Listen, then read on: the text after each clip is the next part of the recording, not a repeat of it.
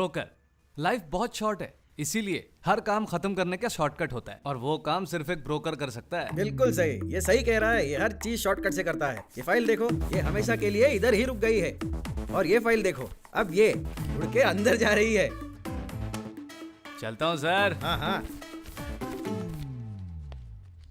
Shortcut. हाय पापा, कैसे हो बेटा? मेरा ट्रांसफर दूसरे डिपार्टमेंट में हो गया है। ये तो बहुत अच्छी खबर है। अच्छा है तुम आखिरकार लॉ एंड ऑर्डर के डिपार्टमेंट से बाहर तो निकले। सही कहा। इसके ऑफिस जाने के बाद हर रोज मैं भगवान से बस यही प्रार्थना करती हूँ कि इसका ट्रांसफर जल्द से जल्द कहीं और हो जाए और ये गुंडे मवालियों से हमेशा के लिए दूर हो वैसे जाए। कहाँ ट्रांसफर हुआ? एंटी करप्शन ब्यूरो पापा। ये अच्छा हुआ, अब हमारा 30 लाख का हाउसिंग लोन क्लियर हो जाएगा। ओह गॉड, पता नहीं चल रहा है आज बॉस को क्या हो गया है। सुबह से वो चौथी बार टॉयलेट में गया है, लगता है टेंशन ज्यादा ले लिया है। पता है ना, उनका 200 करोड़ का प्रोजेक्ट अटक गया है। अब वो टेंशन नहीं लेंगे तो और क्या करेंगे? वो पहले से उस प्रोजेक्ट पर 10 करोड़ खर्च कर चुके हैं। कभी सोचा नहीं था कि जॉइंट सेक्रेटरी साइन करने से मना कर देंगे। अब हम क्या करें? हमें ऐसा आदमी ढूंढना होगा जिसे ये काम हो सकता है। क्या हुआ? उसने साइन किया? बोलो ना, सब लोग इस तरह चुप क्यों हो? कुछ नहीं सर, हमने एक ऐसा आदमी ढूंढ लिया है जो हमारी मदद कर सकता है। आ जाओ अंदर आओ। Excuse me. और कैसे हो तुम? सर मैं इन्हीं की बात कर रहा था। नमस्कार सर। मुझे बताओ हम क्या कर सकते हैं? बहुत आसान है सर, फ्लाईओवर कॉन्ट्रैक्ट पास करवाने हैं तो जॉइंट सेक्रेटरी को पैसे खिलाने पड़ेंगे, बस इतनी सी बात है। ओहो, ये तो पुराना रास्ता है। रवि, क्या तुमने इसे बताया नहीं? हम लोगों ने उसे बहुत सा पैसा ऑफर किया था और एमएलए रिकमेंड भी किया था। फिर तो मुश्किल है। अरे आप घबराइए नहीं, मेरा बॉस ये कर सकता है। सारे कॉम्प्लिकेटेड इश्यूज को टैकल करने की कैपेसिटी मार्केट में सिर्फ मेरे बॉस में है। वो आपका काम करेंगे, मैं उनसे कहूंगा ना। मुझे नहीं लगता तुम्हारा बॉस ये कर पाएगा। मैं सिर्फ छोटी बुक्स हैंडल करता हूँ, बड़ी बुक्स वो हैंडल करते हैं। बुक्स का मतलब? मेरा मतलब है अगर लाखों की बात है तो मैं हैंडल करता हूँ और करोड़ की बात है तो बॉस हैंडल करते हैं। तुम्हारा बॉस कौन है? गणपति। गणपति?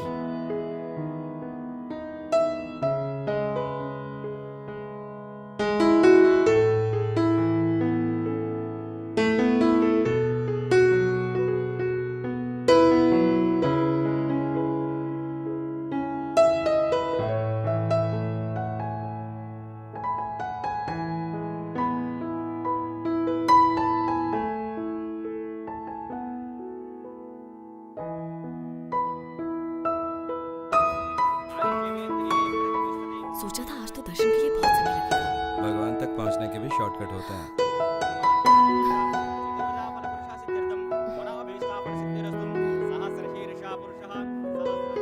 तो तुमने आज भगवान से क्या मांगा? कुछ भी नहीं।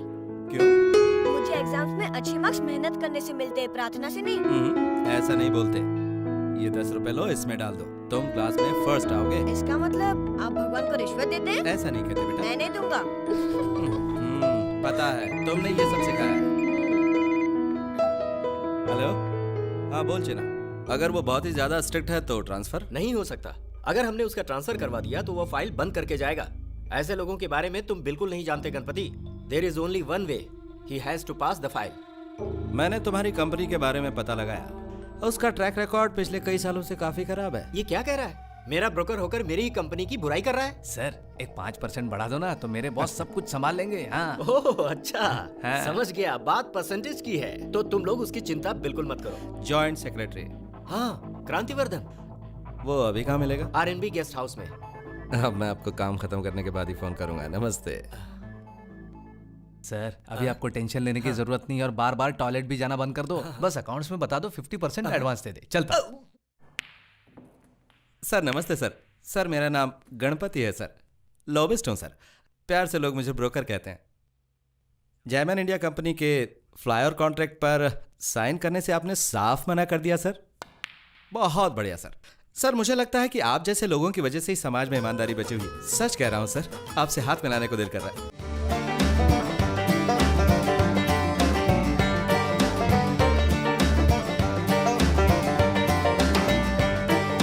चलता हूँ सर।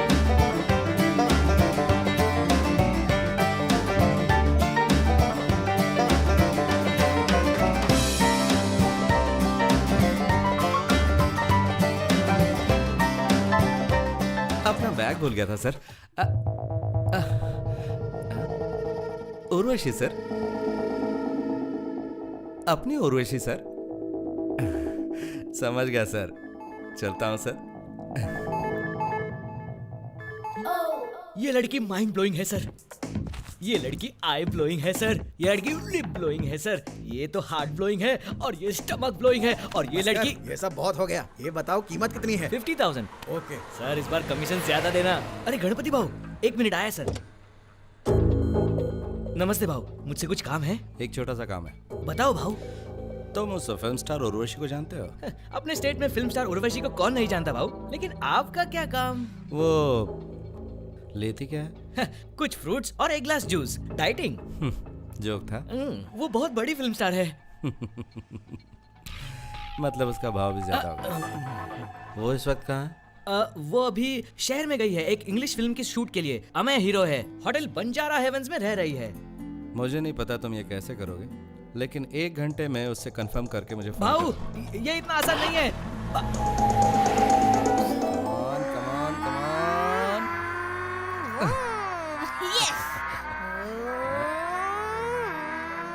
ये लो तुम खेलो। क्या हुआ, फोन क्यों नहीं किया? भाऊ मैंने उर्वशी को सेट करने के लिए हर तरह की कोशिश की, पर वो ऐसा काम ही नहीं करती। आप बोलो तो मैं प्रिया, पूजा, प्रीति, प्रियंका किसके लिए भी ट्राई कर सकता हूँ। अभी कहाँ पर है वो? वो भी होटल में है भाऊ, लेकिन भाऊ भी कमाल करते हैं।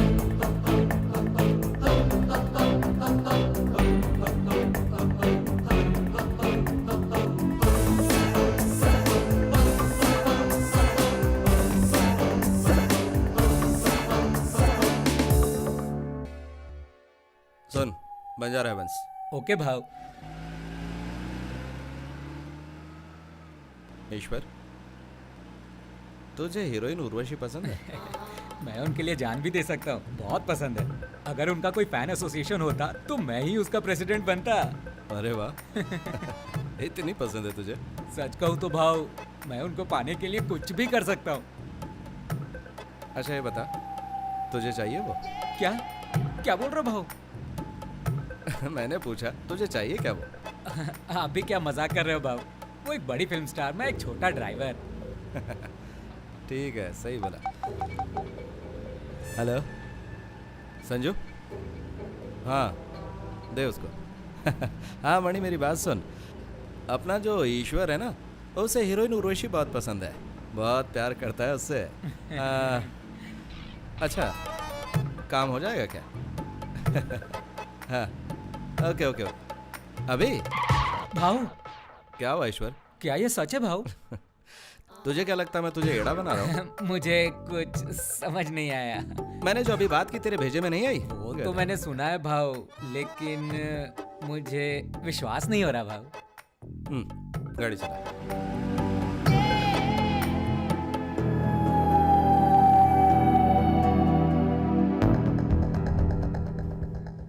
Room number 333। भाव क्या ये सब सच में हो रहा है भाव? तो जा ना, मैं यहाँ बैठा हूँ ना, तो बिल्कुल फिक्र मत कर। ठीक है भाव। अच्छा सुन, हाँ?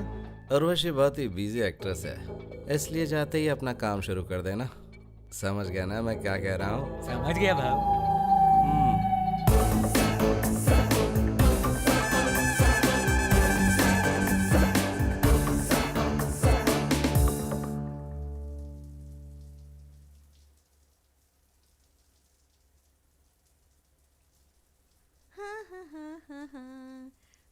तो आप नहा रही हैं?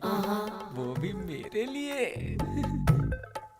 भाव ने कहा था बहुत बिजी एक्ट्रेस है, जाते ही काम शुरू कर देना। हाँ? हाँ? तो मैं शुरू हो जाता हूँ।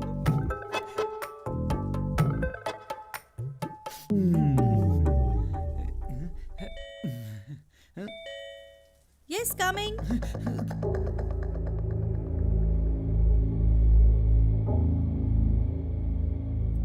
राजू, बस मैं रेडी हो रही हूँ, 10 मिनट में आ रही हूँ।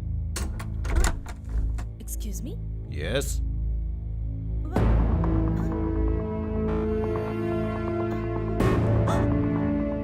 Who is he? ये तो मुझे आपसे पूछना चाहिए। I'm sorry, मुझे नहीं पता ये कौन है। अगर ये बात है तो ये आपके कमरे में यहाँ क्या कर रहा है? ये सब गेम मैं अच्छी तरह से जानता हूँ। Sorry, you're mistaken. मैं ऐसी लड़की नहीं हूँ। पकड़े जाने के बाद सारे लोग यही बहाना बनाते हैं। अब सच्चाई कोर्ट में जाकर प्रूव करना। अब जाओ, कपड़े पहन कर आओ, तुम्हें पुलिस स्टेशन चलना है। Please go. What the hell is going on?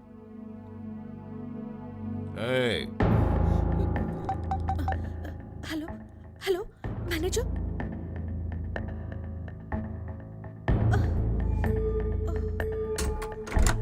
May I come in? Good evening sir, मेरा नाम नवीन है, इस होटल का मैनेजर। सर मैडम हमारे होटल की रेगुलर कस्टमर हैं। सर मैं इन्हें बहुत सालों से जानता हूँ, ये इस तरह का काम बिल्कुल नहीं करती। तो तुम कितने सालों से अपने होटल में ये काम कर रहे हो? Oh God. Sir if you don't mind आप थोड़ा साइड में आएंगे? मैडम आपको सिर्फ गणपति जी बचा सकते हैं और वो नीचे लॉबी में बैठे हैं और उनके बड़े बड़े कॉन्टैक्ट्स हैं। क्या मैं उनसे बात करूं? Please do it immediately.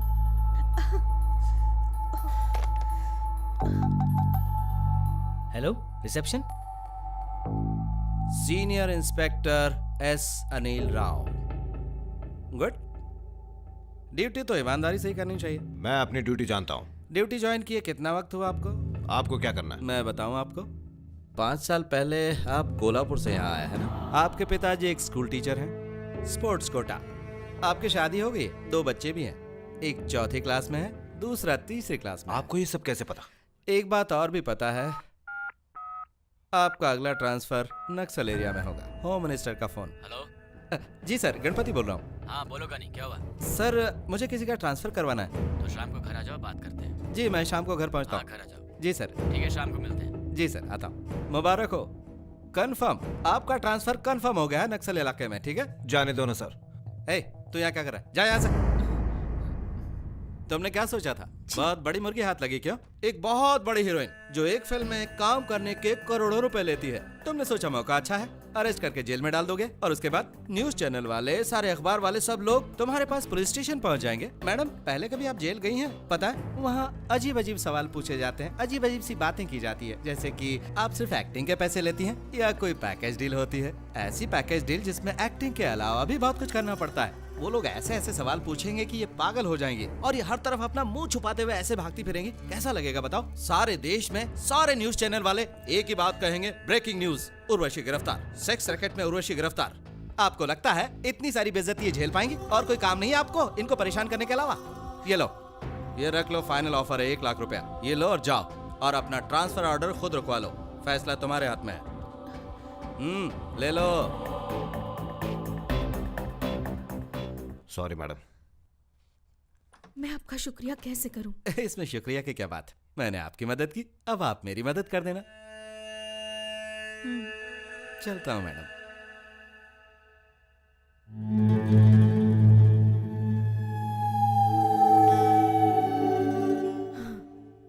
काम हो गया आओ सर। आओ गणपति, आओ आओ, बैठो बैठो। उसने सच में साइन कर दिया? वेरी गुड, बहुत बहुत बधाई हो। लेकिन तुमने इतनी आसानी से इतनी जल्दी ये काम कैसे कर दिया? कमजोरी पता चली तो काम जल्दी हो जाता है हाँ? सर। उसकी फेवरेट हीरोइन उर्वशी है, मैंने उसके साथ उसका डिनर फिक्स कर दिया और लंच टाइम तक आपकी फाइल भी क्लियर हो गई। वेरी गुड वेरी गुड, तुम एक बहुत होशियार आदमी हो। सुनो भाई, अभी हमारे बहुत सारे प्रोजेक्ट्स की ऐसी फाइलें आगे भी आती रहेंगी। हाँ बिल्कुल सर। हाँ सर, फाइल तो आपकी क्लियर हो गई, लेकिन कहीं ऐसा ना हो कि बिल्डिंग बनाते से ही ढह जाए। बहुत अच्छा मजाक किया तुमने। मेरा कमीशन सर। उधर तुमने फाइल पास होने की बात की और इधर मेरा आदमी तुम्हारे घर कमीशन पहुंचा है। इतना फास्ट सर? तुम्हारे जितना नहीं। नमस्कार सर। आपको भी मेरा नमस्कार। मैं साबुन कंपनी का मालिक विश्वास राव बोल रहा हूँ सर। पहले यूज करें फिर विश्वास करें। हाँ बोलो। मैंने सुना है सर कि आप चांद पर जगह बेच रहे हो। हाँ। इस सिलसिले में आपसे मुझे मिलना है। और एक शिकार। हेलो, आप कहाँ से बात कर रहे हैं? मैं डार्लिंग केव रिजॉर्ट के बाहर खड़ा हूँ सर। ठीक है, अभी आप सीधे अपने सामने रास्ते की उस तरफ देखिए। हाँ, देख रहा हूँ सर। क्या आपको एक होर्डिंग दिखी जिसमें एक जवान आदमी की तस्वीर है? अरे वाह सर, आपने क्या सही जगह होर्डिंग लगवाई है सर। वो आदमी कैसा लग रहा है जिसके हाथ में नारियल है? होर्डिंग में जो नारियल है वो तो बहुत अच्छा लग रहा है सर, लेकिन उस आदमी की शक्ल काजू के निचले हिस्से जैसी दिख रही है। अबे भूतने, क्या बस भी कर। क्या तुझे पता है वो होर्डिंग पर आदमी कौन है? कौन है? मैं हूँ। क्या आप हो? अरे आपका चेहरा तो बिल्कुल चमकते हुए चांद जैसा दिखाई दे रहा है। सर जी, मैं आप तक कैसे पहुंचूं? तुम जहाँ पे हो ना, हाँ तुम जी। वहाँ से सीधे आ जाओ। आ रहा हूँ सर, सीधा ही आ रहा हूँ। यहाँ पे रोक दे। मैं पहुँच गया सर, आप कहाँ पे हो? थोड़ा ऊपर देख। हाँ देख रहा हूँ सर। क्या तुझे साक्षात स्वर्ग में रहने वाले भगवान इंद्र की होर्डिंग दिखी? कौन कहता है ये भगवान इंद्र है? इससे कहीं ज्यादा बेहतर तो मेरे गली का भंगी दिखता है सर। ज्यादा बोल रहा है, किससे बात कर रहा है पता है? किससे बात कर रहा हूँ सर? जरा ध्यान से देख, पता चल जाएगा। अरे बाप रे, ये तो आप ही हाँ, हो। मैं ही हूँ। एक बात कहूँ सर आपसे, आप तो बिल्कुल स्वर्ग में रहने वाले इंद्र जैसे दिखते तो हो। भगवान से मिलने आ जा। बताइए सर, कहाँ हूँ मैं? सीधे सीधे आगे आ जा। हाँ सर, बस मैं आ ही रहा हूँ, मैं पहुँच गया सर। अब अपनी गाड़ी से बाहर निकल और तुझे एक बहुत बड़ी स्पाइडरमैन की होर्डिंग दिखेगी। हाँ दिख तो रही है सर, लेकिन ये स्पाइडरमैन कम भिखारी ज्यादा लग रहा है। मुंह बंद कर, नहीं तो तू भी रास्ते पे कटोरा लेके खड़ा दिखाई देगा। पता है वो कौन है? कौन है? अरे मैं हूँ, समझा क्या? क्या बात कर रहे हो सर? ये सब किस लिए? पब्लिसिटी। मास्क में तो मैं आपको पहचान ही नहीं पाया सर। अगर आपको पब्लिसिटी करनी ही थी तो मशहूर एक्टर्स के फोटो छापते, खुद का क्यों छापा? ये मेरी मर्जी है। क्या मैंने तुझसे पूछा कि तू चांद पे जमीन क्यों खरीद रहा है? वैसे ही मुझे पब्लिसिटी के लिए होर्डिंग पर खुद का फोटो छपाना पसंद है, समझ गया? अब तू आ रहा है या मैं जाऊँ? हाँ सर, बस मैं आ ही गया। आजा बेटा फंसने। ये फाइल ले जाओ। नमस्कार मास्टर जी। नमस्कार बेटा। बैठिए। आप हाथ मत जोड़िए, मुझे पाप लगेगा। तुम्हें पाप जरूर लगेगा बेटा, अगर तुम हर रोज ऐसे ही बुरा काम करते रहोगे तो। मैं पिछले 5 सालों से तुमसे हाथ जोड़ के पेंशन मांग रहा हूँ। इतने में 2 प्राइम मिनिस्टर्स और 3 चीफ मिनिस्टर्स बदल गए। मैं भी आपको 5 सालों से कह रहा हूँ, हमें थोड़े से पैसे दे दो, पर आप है कि समझते ही नहीं। बेटा मुझे एक बात बताओ, तुम एक एम्प्लॉय हो या एक तवायफ? क्योंकि रिश्वत लेना जिस्म बेचने से भी बुरा है। मतलब कि तुम बहुत बड़े पापी हो। गवर्नमेंट तुम्हें सैलरी देती है, वो भी तुम्हें कम पड़ती है। क्या तुम्हें इन पापों की कोई फिक्र नहीं? मेरे पापों की चिंता मत कीजिए मास्टर जी, बस चुपचाप पैसे दे दीजिए। पैसे दे दो?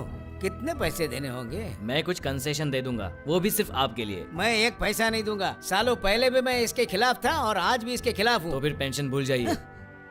मैंने तुमको सारे जरूरी डॉक्यूमेंट तो लाकर दे दिए है बेटा। आप एक डॉक्यूमेंट देना भूल गए हैं सर। आपका डेट ऑफ बर्थ सर्टिफिकेट कहाँ है? डेट ऑफ बर्थ सर्टिफिकेट ठीक है, मैं तुम्हें वो भी ला के देता हूँ। फिर मैं देखता हूँ कि तुम मुझे पेंशन देने से कैसे रोक सकते हो। मैं मरना पसंद करूंगा, लेकिन तुम्हें रिश्वत नहीं दूंगा। ऐसे ही परेशान करोगे तो मेरी बद्दुआ लगेगी। रिश्वतखोर कहीं का। पागल है क्या? श्रुति, जैमन इंडिया से कोई आया था? सूटकेस ना हाँ। वहाँ रखा है, कहाँ? उस साइड में। किस साइड में? वहाँ। इसे इधर क्यों रखा?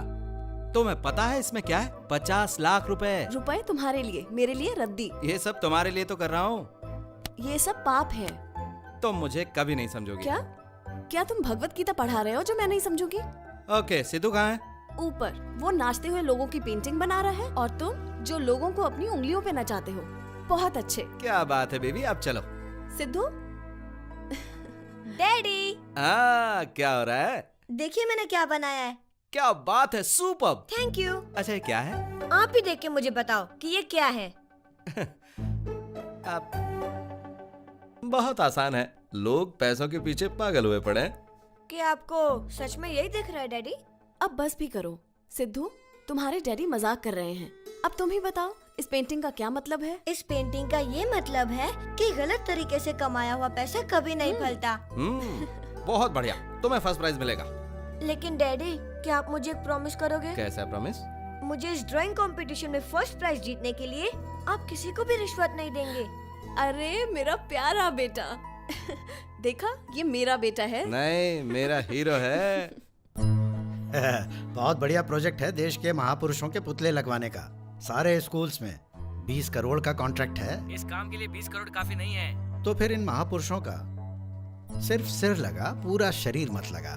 फिर तुम्हारा काम सिर्फ 2 करोड़ में ही हो जाएगा। थैंक यू सर, ये बहुत बढ़िया आइडिया है। थैंक्स मुझे नहीं, गणपति को कहना, ये उसी का आइडिया है। मैं उसे तुमसे मिलने भेज रहा हूँ, वो तुम्हें आगे का सारा मैटर अच्छे से समझा देगा। बहुत बढ़िया सर। और आपके बच्चे कैसे हैं सर? मेरा बड़ा बेटा ही मेरा काम संभाल रहा है आजकल, लेकिन मैं अपनी पॉलिटिकल पार्टी में पॉलिटिक्स के साथ थोड़ा ग्लैमर लाना चाहता हूँ। इससे मेरा पावर और बढ़ जाएगा, और इसी वजह से मैं अपने छोटे बेटे को फिल्म स्टार बना रहा हूँ। अब मैं एक स्टोरी सुनने जा रहा हूँ, थोड़ा फोन रखना पड़ेगा। Sorry for the disturbance. आप नरेशन शुरू कीजिए। सर, फिल्म शुरू होती है बड़े से बंगले से, और कट नीचे 50 गाड़ियाँ खड़ी हैं, और फिर से कट सर, और राइट साइड में 200 गार्ड्स खड़े हैं। हम वहाँ से कट करके आपके साहबजादे की धांसू एंट्री दिखाएंगे सर, वो भी बाइक पर, और फिर पहले से तो कट। तू बोलना कट कर। कब से तू कट कट कट कट कर रहा है? इन सब के बीच में तेरी स्टोरी कहाँ है? डैडी मुझे तो स्टोरी पसंद आ रही है। तुमने कभी जिंदगी में कैमरा फेस नहीं किया और तुम्हें ये बकवास सी स्टोरी पसंद आई? तुम थोड़ी देर मुंह बंद रखो, मुझे ये सब कट वाली स्टोरी नहीं सुननी। तुम मुझे एक नई और अच्छी स्टोरी सुनाओ। स्टोरी मिल जाएगी सर, लेकिन 10 करोड़ लगेंगे। कोई बात नहीं, बजट कोई प्रॉब्लम नहीं है, तुम सुनाओ। अरे डैडी बैठे हैं ना। तुमसे कहा ना चुप रहो। ए, गनी को फोन लगाओ जरा। आप हर बात पे गणपति को ही बुलाते हो। मैं भी बड़ा हूँ, मैं भी चीजें कर सकता हूँ। तो मुझे बताओ, इस फिल्म के लिए हम 10 करोड़ का इंतजाम कैसे करें? मैं 15 करोड़ का बंदोबस्त कर सकता हूँ। हाँ, वही तो जानना चाहता हूँ। इतने सारे पैसे तुम लाओगे कहाँ से? तुम किसी से उधार मुझे लोगे? पता है कि पैसों का बंदोबस्त कैसे करना है। मैं बैंक के मैनेजर को एक फोन करूंगा और वो पैसे लेकर यहाँ आ जाएगा। हाँ, लेकिन तुम एक बात भूल रहे हो बेटा, हमें दूसरों के अकाउंट से पैसे निकालने हैं, अपने खाते खाली नहीं करने हैं। हाँ ठीक है। भाव, हाँ, अब भी बैठकर कहानियां सुन रहे हो? डैडी ने एक भी स्टोरी नहीं सिलेक्ट की, इतनी सारी सुनने के बाद। कैसे सेलेक्ट करता? सारी कहानियां बकवास ही तो हैं। डायरेक्टर 10 करोड़ की कहानी सुनाने वाला है। अब तुम ही बताओ, इतने पैसे कहाँ से लाएंगे? तो हम 10 करोड़ से ज्यादा का इंतजाम कर लेंगे। वो कैसे? बहुत ही आसान है। आपको ग्रेनाइट फैक्ट्री का अप्पा स्वामी मालूम है ना? उसने 60 करोड़ की जमीन ली है और भी लेने वाला है वो। आप उसे चुपचाप एक नोटिस भेज दीजिए, 20 करोड़ आपके घर पहुंच जाएंगे। फिल्म का फाइनेंस तैयार। देखा मैंने इसे क्यों बुलाया था? तुम्हारे पास दिमाग भी होना चाहिए। ओए डायरेक्टर, सीन इस तरह ओपन होगा। क्लोज कर उसे अभी। अब तू हम पे कहानी लिखेगा, सबसे पहले मुझ पर, मेरे दोनों बेटों पर और मेरे इस वफादार पर। अब तू मुझे इन किरदारों पर कहानी बना के दे। सर, हैं? ओल्ड एज होम के ओपनिंग का टाइम हो गया है। चलो, जहाँ इतने पाप किए हैं वहाँ थोड़ा सा पुण्य कमा लें ये ओल्ड एज होम की ओपनिंग करके। अरे हाँ, ओ गणपति जी, और एक काम है, मुझे वो एरिया का विजय लाल सेठ का फोन आया था। तुम अभी का अभी जाके उस स्टैचू कॉन्ट्रैक्टर से मिलकर आओ। Okay sir. ये क्या डैडी, ये काम मैं भी कर सकता हूँ? नहीं कर सकते क्योंकि तुम बेवकूफ हो। गनी तुम जाओ। ठीक है भाव। 5, 4, 3, 2, 1, गो। इन तीनों में से देश के सबसे बड़े देशद्रोही कौन है? क्या वो टेररिस्ट है, धार्मिक संगठन या फिर पॉलिटिशियंस? चलिए इनसे पूछते हैं, आपको क्या लगता है? मेरे हिसाब से ये पॉलिटिशियंस ही देश के सबसे बड़े दुश्मन हैं। पॉलिटिशियंस। आप बताइए। टेररिस्ट। ओके, और आप बताइए। टेररिस्ट। पॉलिटिशियंस। पॉलिटिशियंस। धर्मगुरु। हम इन लोगों की राय तो जान चुके हैं, चलिए अब कुछ और लोगों से भी पूछते हैं। Excuse me sir. Yes. Sir, मैं टीवी 9 की रिपोर्टर हूँ। मैं आपसे कुछ मुद्दों पर सवाल पूछना चाहती हूँ, पूछ सकती हूँ प्लीज? हाँ पूछिए। क्वेश्चन इज, इन तीनों में से हमारे देश को सबसे ज्यादा खतरा किससे है? आतंकवादी, धार्मिक संगठन या फिर पॉलिटिशियंस? इनमें से कोई भी नहीं। मतलब इनसे भी ज्यादा खतरनाक लोग हमारे देश में हैं। बताइए कौन है वो लोग? आम आदमी, कॉमन मैन, मुंह पे ताला लगे हुए लोग, the silence of the public. क्या आप इसके बारे में और बताएंगे? जब आम आदमी मुंह पे ताला लगा के बैठ जाते हैं तब ये तीनों ज्यादा खतरनाक होते हैं। जब एक आम आदमी इन सब के खिलाफ कुछ नहीं बोलता, अपना मुंह बंद रखता है, तभी ये आतंकवादी हमारे देश पर हमला करते हैं, तभी ये धार्मिक संगठन हमारे देश को खोखला बनाते हैं और पॉलिटिशियंस हमारे देश को लूट कर चले जाते हैं। जब देश भर के लोग एक साथ जुटकर इन लोगों के खिलाफ बोलना शुरू करेंगे, तभी इस देश को किसी से भी कोई खतरा नहीं होगा। इसलिए सबसे खतरनाक वो लोग हैं जो मुंह पे ताला लगा के बैठे हैं। सही कहा आपने। The world suffers not because of the violence of bad people, but because of the silence of good people. ये शब्द नेपोलियन ने बहुत सालों पहले कहे थे। कैमरामैन श्रीनिवास के साथ हरिणी। ओके, गुड जॉब हरिणी। ओके, श्रीनु जल्दी करो और इस स्टोरी को स्टूडियो में सबमिट कर दो। मैंने तुम्हें कितनी बार कहा है अरे, कि मुझे कैमरा फेस करना पसंद छोड़ो है। छोड़ो। Hello boss, what is this छोड़ो नॉनसेंस? मुझे। Move aside. तुम चुप रहो और श्रीनु, यहाँ से निकल relax। जाओ। Hello, media here. मीडिया वालों से पंगा लेकर तुम ठीक नहीं कर रहे। श्रीनु, ये हमारे शहर के एसीपी इंस्पेक्टर So सूर्या है। what? ये ऐसा ही मीडिया वालों से पंगा लेंगे? Leave me Surya. श्रीनु, अपना ये मीडिया एटीट्यूड दिखाना बंद करो। He Surya my fiancee. Oh, sorry boss, I am Srinivas. Hi, nice to meet you Srinivas. इससे शादी करने के एडवांटेज भी हैं और डिसएडवांटेज भी। क्या डिसएडवांटेज? डिसएडवांटेज ये है कि घर पे भी तुम्हें इसकी रिपोर्टिंग सुननी पड़ेगी। श्रीनु, तुम मार खाओगे। और एडवांटेज? एडवांटेज बताओ, चलो इसके जल्दी। बहुत सारे एडवांटेज हैं। कभी टीवी नहीं खरीदना पड़ेगा। ये है तुम्हारा 30 इंच का बड़ा कलर एलसीडी टीवी जो पूरा दिन तुमको आज की ताजा खबर। श्रीनु, पिटोगे तुम।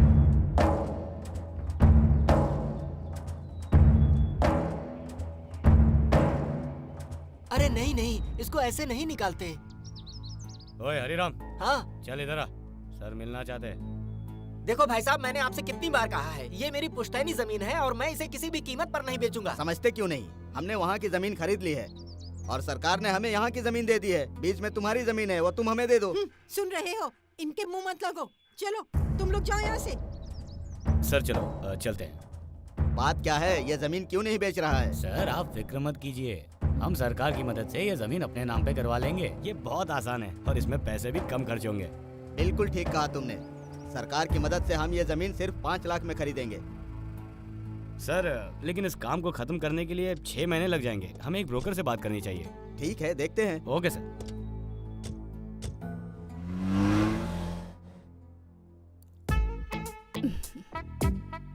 मैडम आप तो केरला की गोल्ड माइन लग रही हो।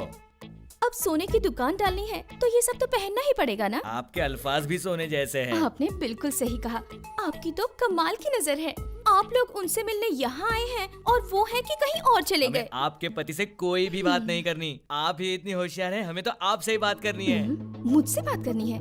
मैं आपकी क्या मदद कर सकती हूँ? आपके पति FCI गोडाउन के सीनियर ऑफिसर हैं। हमें उनका अप्रूवल चाहिए कि FCI गोडाउन के चावल सड़ चुके हैं, तो साइन करवा दीजिए। अगर मैंने आपका ये काम करवा दिया तो इसमें मेरा क्या फायदा होगा? आप तो बहुत होशियार हैं। अगर आपने उनकी साइन इस फाइल पर ले ली तो उनकी साइन लेने पर क्या आप मुझे रसमलाई दोगे? हाँ, रसमलाई। अरे नहीं, मैं कोड भाषा में बात करती हूँ। तुम्हें पता है आजकल नया ACB सब जगह रेट डाल रहा है। मेरा मतलब है रसमलाई मतलब 1 करोड़। आप बिल्कुल भी चिंता मत कीजिए, मैं रसमलाई अपने साथ लाया हूँ। अरे ये तो बहुत कम है, इसके साथ नमकीन भी लगेगा। नमकीन का कितना होता है? इसका 1.5 करोड़ होता इतना है। सारा? हाँ। ये लो मैडम आपके पैसे। और ये रही फाइल मैडम। वो कैंप से शाम तक लौट जाएंगे। कल सुबह आकर ये फाइल ले जाना। Okay madam. डार्लिंग।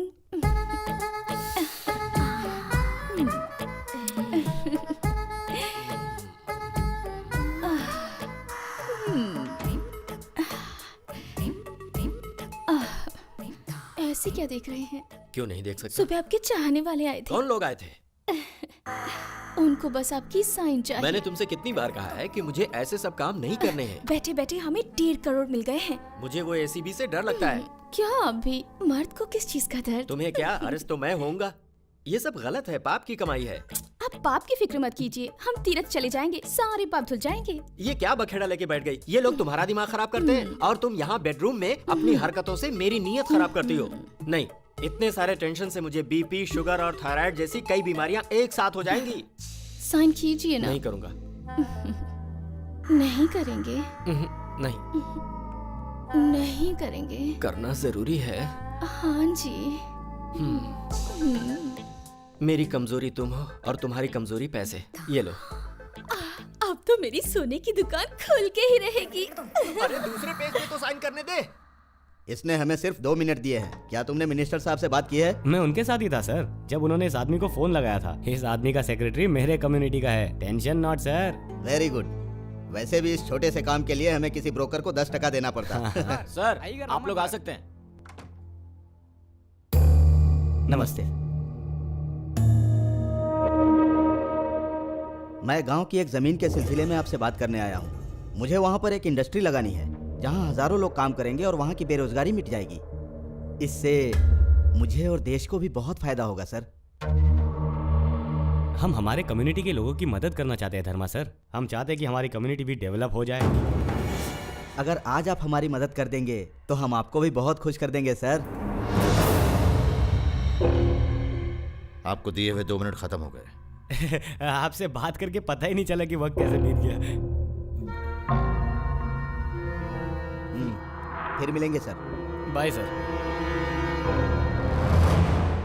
यह ऑफिसर तो बहुत ही स्ट्रिक्ट है। मुझे नहीं लगता है हमारा ऑफर एक्सेप्ट करेगा। मुझे तो ये भी नहीं लगता कि इसने हमारी बातें सुनी भी होगी।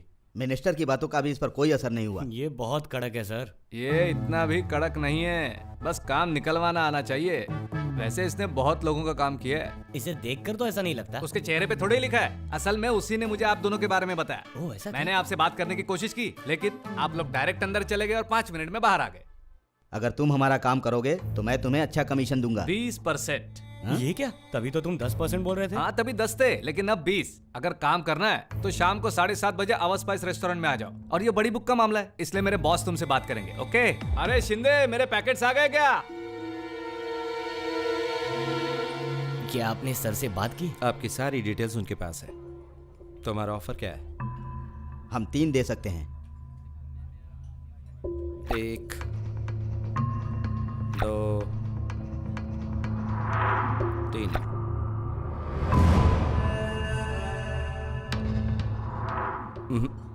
मीठा थोड़ा कम है। ठीक है 4 कर दो। 4। ज्यादा शुगर की वजह से डायबिटीज हो सकता है सर। और अगर काम नहीं हुआ तो तुम्हारा बीपी बढ़ सकता है। इस कॉन्ट्रैक्ट के लिए इनके साइन के अलावा मुझे लोकल एमएलएज और काउंसिलर्स को भी पैसे देने होंगे, आपको तो पता ही है। ये रही 5वीं शुगर क्यूब, इस मैटर को यहीं खत्म कर दो।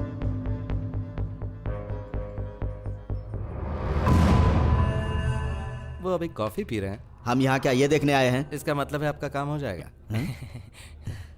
Thank you. ठीक है, कैश किधर है? ये रही वो फाइल।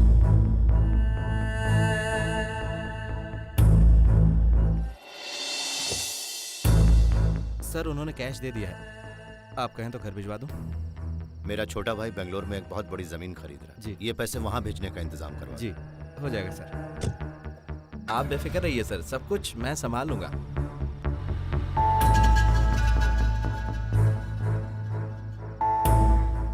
अरे ये क्या, ये सर पैसे तो बहुत सारे लेते हैं, इन्हें तो बेंज कार में होना चाहिए, लेकिन ये तो एक पुरानी गाड़ी चला रहे हैं। उनकी मर्जी, तुम दिमाग पे जोर मत दो। मैं बॉस की कार में बैठा हूँ, बैलेंस पेमेंट जल्दी लेकर आ, देर मत करना।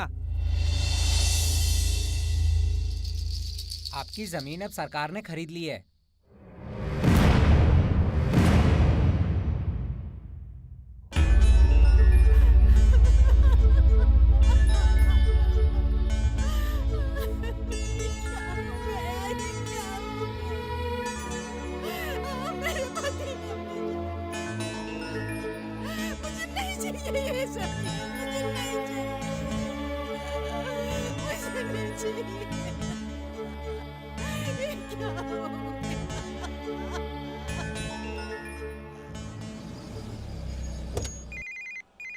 हाँ भाऊ। हाँ गनी, कहाँ पे हो? मंत्रालय के आसपास हूँ भाऊ। तुम सीधे मेरे चैम्बर में आ जाओ। कुछ अर्जेंट काम है भाऊ। अर्जेंट नहीं है, लेकिन वो सिल्वर स्टोन कंपनी का आदमी कुछ ग्रेप वाइन बोल रहा है। अच्छा। कह रहा है उसका बहुत बड़ा काम है। मुझे ये सब कुछ समझ नहीं आ रहा कि उसको क्या चाहिए। मैं तुम्हें फोन पर सब कुछ नहीं बता सकता, तुम जल्दी आ जाओ। अभी आता हूँ भाऊ। हाँ भाई, अब बताओ। Sir I want to talk to you personally. इससे दिक्कत है, ये मेरा पर्सनल एसोसिएट है। Sir I want a grapevine from your ministry about our company. ये फिर से वाइन के बारे में ही बात कर रहा है। इससे कहो मैं एक्साइज मिनिस्टर नहीं हूँ, इसे जाकर एक्साइज मिनिस्टर से बात करनी होगी। आप झूठी खबर की बात कर रहे हो? हाँ बिल्कुल। बिल्कुल? क्या तुम्हें हिंदी आती है? आती है सर। तो फिर तब से मेरे साथ इंग्लिश में क्यों बकवास कर रहा? बेवकूफ। सर मैं चाहता हूँ कि आपकी मिनिस्ट्री एक ऐसी झूठी खबर फैलाए कि आपने हमें दी हुई सब्सिडी कैंसिल कर दी है। नुकसान तो तब होगा ना जब सब्सिडी। इसके 500 करोड़ होंगे। Excuse me? बिल्कुल सही सुना आपने, हमें इस काम के 500 करोड़ चाहिए। मैं आपको इतना सारा पैसा क्यों दूं? अभी आपकी कंपनी की शेयर वैल्यू है 250 रुपए और आपका कंपनी में स्टेक है सिर्फ 25%। बाकी 75% डायरेक्टर्स और शेयर होल्डर्स के पास है और वो लोग आपकी मदद नहीं कर सकते। इसका सीधा सा मतलब है आपको 51% शेयर्स चाहिए जिन्हें आप इस तरह से नहीं खरीद सकते।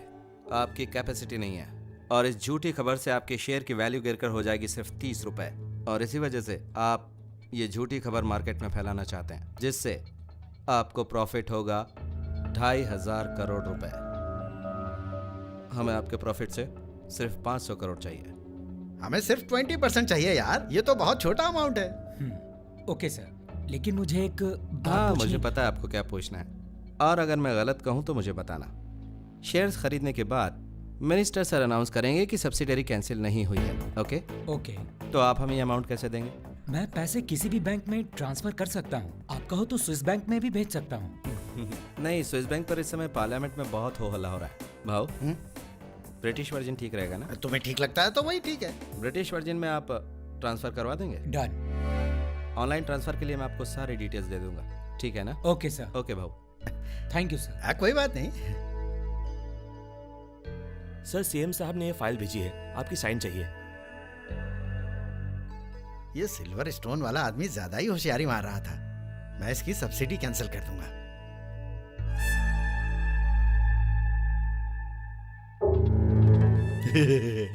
खबर फैल गई। 500 करोड़ की खबर।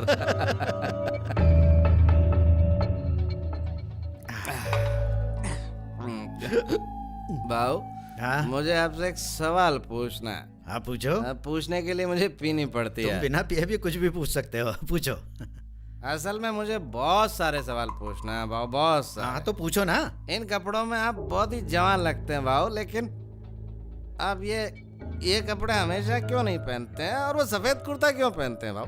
अच्छा तो ये सवाल था। हाँ। सफेद कपड़ों की आड़ में हम चाहे जितना काला काम कर लें, ना कोई हम पे शक करता है और ना ही हम पकड़े जाते हैं। भाऊ एक डाउट और है। बहुत सारे डाउट्स हैं क्या? हाँ बहुत सारे हैं, और सारे आज ही क्लियर कर लेना चाहता हूँ। ठीक है, पूछो। भाऊ हमारा पेट बहुत ही छोटा है और मुट्ठी भर खाने से भर जाता है। कुछ ही मीटर कपड़ा हमारे शरीर को ढक देता है, और थोड़ी सी जमीन हमारे सोने के लिए काफी है भाऊ। तो आपको इतना सारा पैसा, इतनी सारी चीज क्यों चाहिए भाऊ? जब मेरा बाप मरा तो मेरे लिए 1 रुपया भी नहीं छोड़ के गया, बस ऐसे ही चला गया, मुझे खाली हाथ छोड़ के, और मैं बिल्कुल अनाथ हो गया। मेरे पास इतने पैसे नहीं थे कि उनका सही तरीके से अंतिम संस्कार कर सकूं। तभी मेरे दिमाग में एक बहुत खराब बात आई। मैंने उनकी लाश को अस्पताल में बेच दिया, कुछ पैसे मिल गए, उससे मैंने काम शुरू किया, औरतों की दलाली की, जेब काटी। छी छी छी, मैंने पैसों के लिए दुनिया के सारे बुरे काम किए हैं और अब भी करता हूँ। अरे खाने की भूख तो मर गई, लेकिन दूसरों को बड़ा होते देख मेरी पैसों की भूख अब तक नहीं मरी। फिर मुझे प्यार हो गया और मैंने शादी की। तभी मेरे दिमाग में एक बात आई, जब मेरे बच्चे होंगे उनको भी तो पैसों की जरूरत होगी, और अगर मैं उनके लिए पैसे नहीं छोड़ पाया तो हाँ, मैं नहीं चाहता था कि मेरे बच्चे मेरे बगैर खाने पीने की चीजों के लिए तरस जाएं, इसलिए मुझे इनके लिए बहुत सारे पैसे कमाने थे।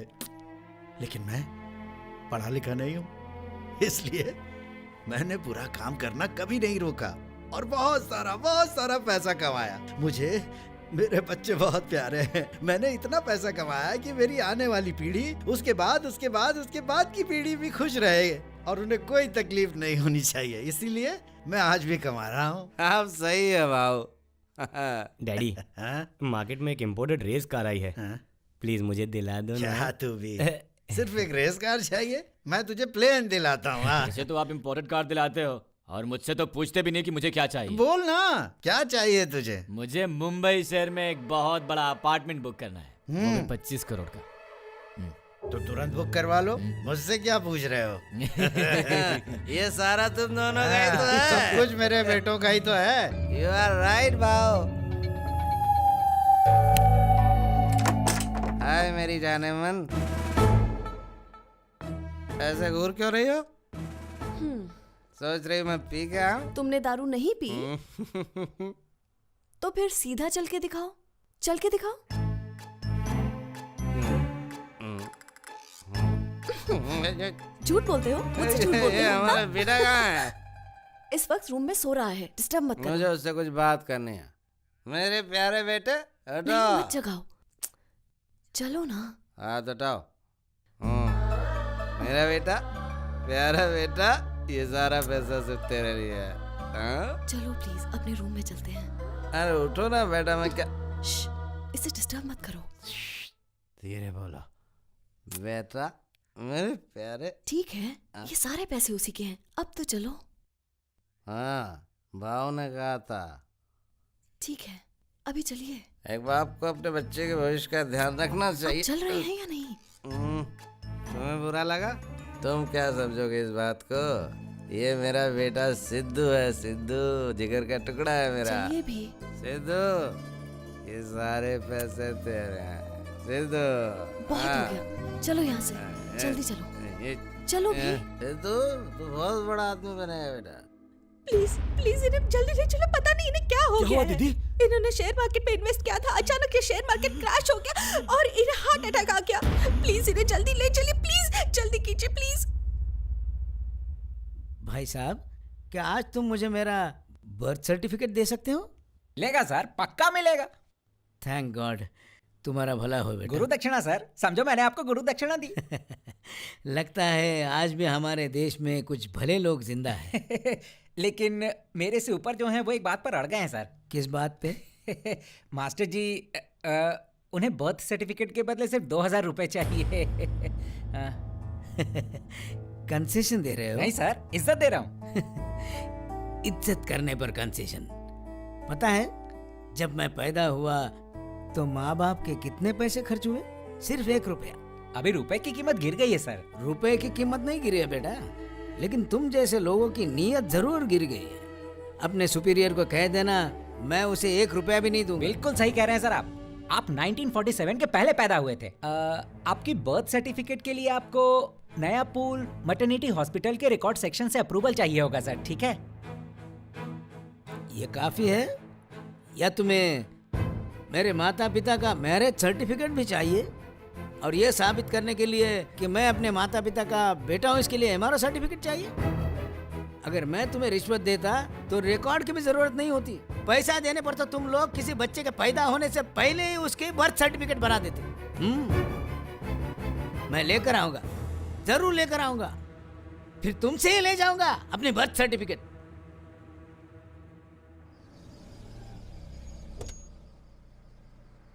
नमस्ते मास्टर जी। ओ गनी, तुम कैसे हो? क्या बात हो गई मास्टर जी? ये सब लोग तो छोड़ो ये सब बातें। कैसे है सब गणपति? सिद्धू कैसा है? श्रुति कैसी है? सब ठीक है मास्टर जी, लेकिन आप बताएं क्या हुआ? मैं अपने बर्थ सर्टिफिकेट के लिए आया था। मेरे पेंशन के लिए सर्टिफिकेट जरूरी है। मैं पिछले कई दिनों से इस ऑफिस के बार बार चक्कर काट रहा हूँ। ये लोग मेरा काम करने से इनकार कर रहे हैं क्योंकि मैंने इन सब रिश्वतखोरों को रिश्वत नहीं दी। आप फिक्र मत कीजिए मास्टर जी, मैं आपका काम जल्दी ही करवा देता हूँ। मुझे अपने पेंशन के पैसे किसी के पहचान और रिश्वत से नहीं चाहिए। मैंने ये पैसे ईमानदारी से कमाए हैं, ये मेरा हक है। मास्टर जी मेरी बात। अरे गणपति, तुम्हारा गुरु होने के नाते मैंने तुम्हें एक ही बात तो सिखाई है कि हमेशा जीत सच्चाई की होती है, और मुझे भी उसी दिन का इंतजार है।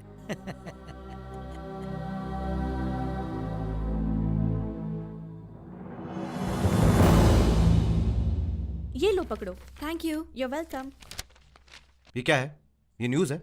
इसे न्यूज कहते हैं? संजीवनी पार्क में लवर्स। तुम चाहते हो मैं इस पर आधे घंटे का प्रोग्राम बनाऊं? न्यूज बुलेटिन में डाल दिया, ब्रेकिंग न्यूज में डाल दिया, और नीचे के स्क्रोलिंग में भी डाल दिया। संजीवनी पार्क में लवर्स, लवर्स इन संजीवनी पार्क। हमें सिर्फ टीआरपी रेटिंग्स नहीं चाहिए, सेंसेशनल सोशल इश्यूज ढूंढ के लाओ और फिर उन पर कोई प्रोग्राम बनाओ।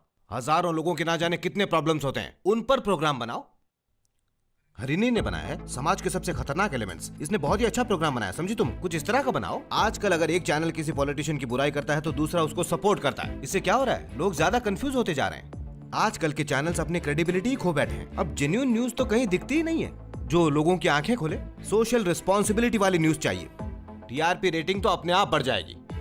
हरिनी, तुम्हारा प्रोग्राम बहुत अच्छा था, पर इतना ही काफी नहीं। कुछ नया प्रोग्राम बना रही हो? हाँ सर, मेरी रिसर्च जारी है। Fine, get going. Surya Prakash बोल रहा हूं। वो हमें स्क्रोलिंग बंद करने की धमकी दे रहा है। अब हम half an hour special program बनाएंगे, उसे जो करना है कर ले।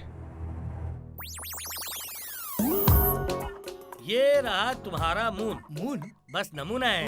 उधर है मेरी प्रॉपर्टी, वहाँ सेंटर में। हाँ वहाँ सेंटर में। फर्स्ट प्रॉपर्टी चाटा के लिए, दूसरी प्रॉपर्टी खंबानी के लिए, और तीसरा पता है किसके लिए? बिरला के लिए? नहीं, वो मेरी रानी के लिए। अरे और बाकी लोगों के प्लॉट्स कहाँ हैं सर? ये जमीन खत्म हो गई इसलिए बाकियों ने चांद में प्लॉट खरीदा। अच्छा। और ये वाला प्लॉट है डीजे ढालिया के लिए। सच में? हाँ। तो मुझे बस उसके बगल में एक प्लॉट चाहिए सर। नहीं, ये मुमकिन नहीं है। शीलबर्ग को बहुत बुरा लग जाएगा, वो डॉलर में पेमेंट कर रहा है। पाउंड में करता हूँ सर। पाउंड में करोगे? पता है 1 स्क्वायर यार्ड 3 लाख रुपए का। कोई प्रॉब्लम नहीं सर, मैं 10 लाख देने को तैयार हूँ।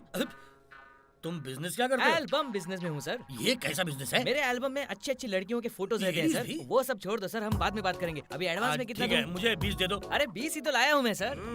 तुम एक्टिंग करते हो क्या? क्यों, मुझे कोई काम दिला रहे हो तुम आप? यहाँ पे फ्री में शूट कर सकते हो इसलिए। तो अगला एल्बम यही शूट करता हूँ मैं। ये देखो सर, बैग बिल्कुल फ्री में। और तुम्हारे प्लॉट पे सारे पत्थर फ्री है।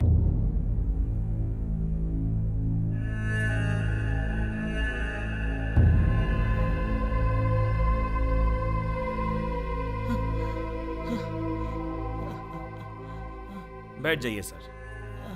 प्लीज मुझे पानी आनंद, थोड़ा पानी लाना। लीजिए सर।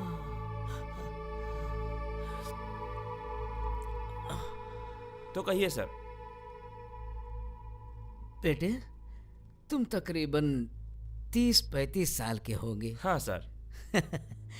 मतलब मैं तुमसे 30 साल बड़ा हूँ, लेकिन मुझे तुमसे मेरी बर्थ सर्टिफिकेट चाहिए। क्या मुझे मिल सकती है बेटा? आपका डेट ऑफ बर्थ बता सकते हैं? 1947। रजिस्टर में चेक करो बेटा। अरे मास्टर जी, इतना पुराना सर्टिफिकेट मिलना तो नामुमकिन है। ये बहुत जरूरी है, मुझे ये सर्टिफिकेट चाहिए, बिना इसके मुझे पेंशन नहीं मिलेगी। मास्टर जी, मेरे पास और एक तरीका है। हाँ? आप मुझे सिर्फ 1000 रुपए दे दीजिए और मैं आपको भगवान, एलिजाबेथ टेलर, महात्मा गांधी या फिर किसी और का भी सर्टिफिकेट दे सकता हूँ। क्या नकली सर्टिफिकेट्स पे कोई इंक्वायरी नहीं होती बेटा? इसके बारे में कोई नहीं पूछेगा, लेकिन ये पूछेगा कि कितने पैसे लिए, क्योंकि उनको इसमें से खुद का भी शेयर चाहिए। अच्छा, तो रिश्वत देनी ही पड़ेगी। यहाँ तो भगवान को भी पैसे देने पड़ते हैं। ये स्वतंत्र भारत देश जो ठहरा। मैं तो ये भूल ही गया था कि मैं जहाँ रहता हूँ मेरा स्वतंत्र भारत देश है। मैं तो भूल ही गया था कि स्वतंत्र देश ने रिश्वत के सामने बहुत पहले ही घुटने टेक दिए थे। मुझे गर्व था कि मैं इस देश में पैदा हुआ हूँ, लेकिन मेरे बर्थ सर्टिफिकेट के लिए चक्कर काट काट के मुझे पता चला है कि देश को अभी आजाद होना बाकी है, आजाद होना बाकी है।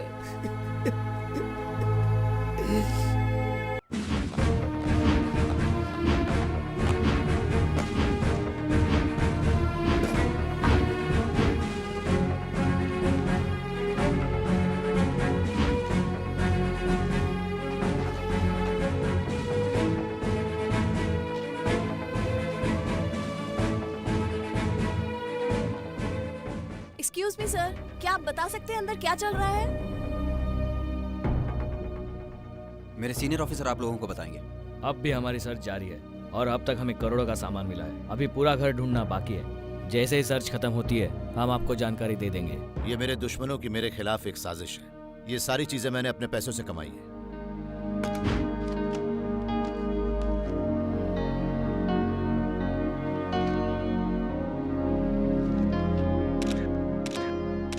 साइन कीजिए sir.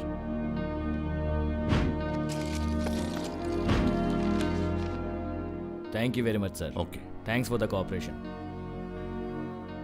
I am sorry sir, लेकिन हमें आपको भी चेक करना होगा। क्या ये जरूरी है? बस एक फॉर्मेलिटी है सर, जरूरी है।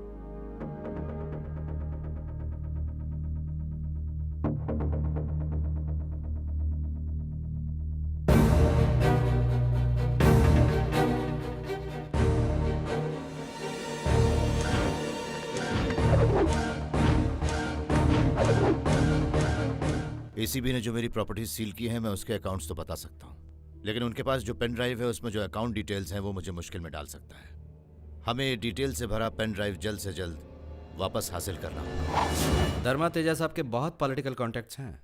मैं जानता हूँ। वो आसानी से छूट सकते हैं और तुम्हारे ऑफिसर को निकलवा सकते हैं। जानता हूँ, लेकिन सब कुछ रिकॉर्ड्स पर है। अगर हम कानून बदल सकते हैं तो रिकॉर्ड्स नहीं बदल सकते। पॉइंट है। रेड के दौरान जितनी भी चीजें जब्त की गई उनमें से एक थी जो धर्म तेजा के पैजामे से निकला था, एक पेन ड्राइव है। उस पेन ड्राइव में काफी कुछ है। अगर तुम मुझे वो वापस दे दो तो वापस दे दूं तो तुम्हें मिलेंगे 1 करोड़।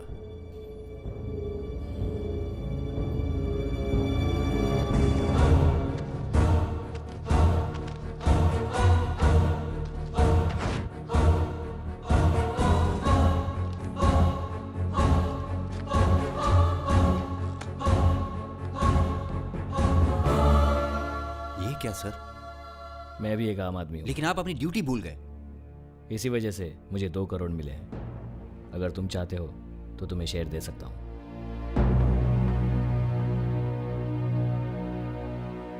Damn it! आखिर तुमने कर दिखाया। जब मैंने 2 करोड़ बोला तो उस ऑफिसर का मुंह खुल गया सर। मैंने अब तक हिसाब नहीं लगाया था कि मैंने आज तक कितने पैसे कमाए हैं। एसीबी के रेड के बाद मुझे पता चला कि मेरे पास कुल मिला के कुछ 100 करोड़ की संपत्ति है। जो कुछ भी हो, हमें अपना पेन ड्राइव वापस मिल गया। सुरेखा, हाँ, हमारी चाय अब तक नहीं आई। लाती हूँ। उमा, इधर आओ। क्या हुआ बेटी? मुझे स्कूल में जाना अच्छा नहीं लगता। क्यों? स्कूल में सब लोग कहते हैं कि आप रिश्वत खाते हो, आप रिश्वतखोर हो। वो बेवकूफ हैं। उन सबको क्या बता कि आखिर मैं क्या करता हूँ। लेकिन डैडी मुझे ये बताइए, क्या दूसरों के पैसे लेना जरूरी है?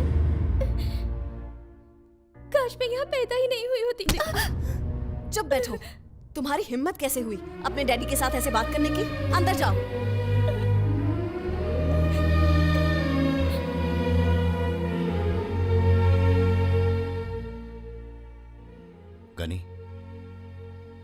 मुझ पे से इल्जाम निकालना होगा।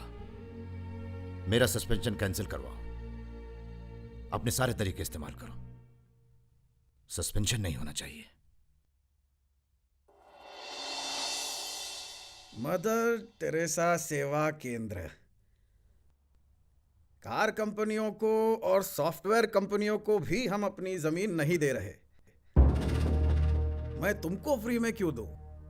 सोशल सर्विस सर, 10 करोड़ तो बहुत ही ज्यादा है। बहुत ज्यादा है? मुझे सब पता है कि तुम इस सोशल सर्विस के नाम पे कितना इनडायरेक्ट पैसा कमा रहे हो। मैं बहुत सालों से काम कर रहा हूं और मुझे पता है सोशल सर्विस में कितना पैसा है।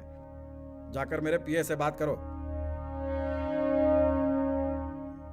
सर। हाँ? नमस्ते सर। आओ गनी, बहुत दिनों के बाद तुम्हें देख रहा हूँ। हाँ।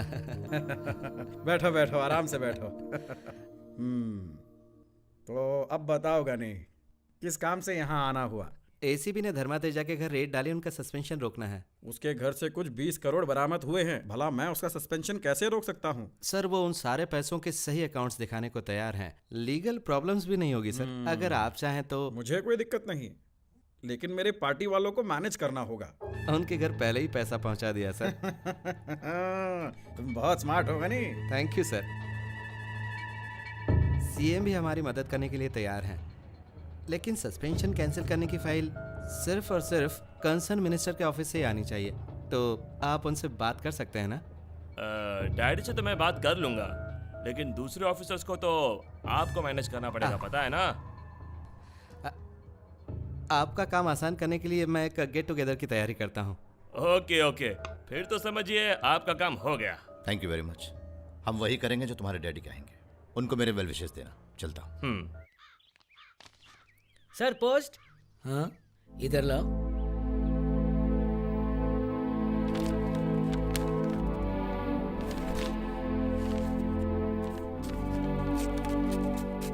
सर क्या इसके बदले में कुछ सर समझ गया सर, कुछ नहीं।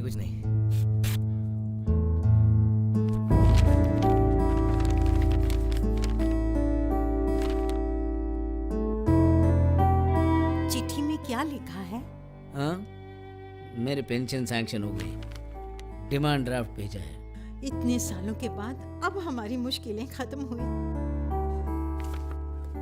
लक्ष्मी जी, मेरी शर्ट लेकर आ। मेरा पेट देखो जरा, कुछ ज्यादा ही बढ़ गया क्या? दूसरों के पैसे से बढ़ा पेट आसानी से कम नहीं होता। सिद्धू, नीचे कब आ रहे हो? आ रहा हूँ मम्मी। मास्टर जी आप अंदर आइए। नमस्ते मास्टर जी। लगता है आप लोग कहीं बाहर जा रहे हैं। हम लोग बस थोड़ा बाहर शॉपिंग करने जा रहे थे। कोई खास वजह? हमारे बेटे को ड्राइंग कंपटीशन में नेशनल अवार्ड मिला है, इसी वजह से। कहाँ है तुम्हारा बेटा? सिद्धू, वो तैयार हो रहा है, आप बैठिए। हाँ। मैं उसे लेकर आती हूँ। मास्टर जी बैठिए ना। तुम्हें मेरी वजह से बहुत परेशानी हुई क्या? ये तो मेरा फर्ज था मास्टर जी। तुम्हारे फर्ज की जीत हुई, लेकिन मेरे असूलों की हार।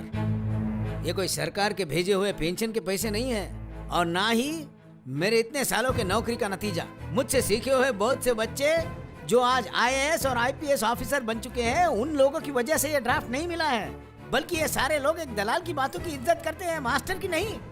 मैं खुदकुशी करना पसंद करूंगा गणपति, लेकिन ऐसे गंदे पैसों को हाथ भी लगाना पसंद नहीं करूंगा। ठीक?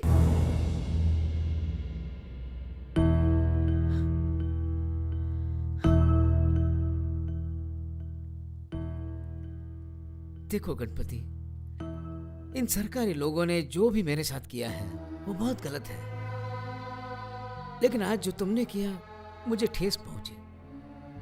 मेरी अंतरात्मा को इससे गहरी चोट पहुंची। अगर तुम्हें फर्ज निभाना था तो फिर तुम मेरा साथ देते, ना कि भ्रष्टाचार का बेटे।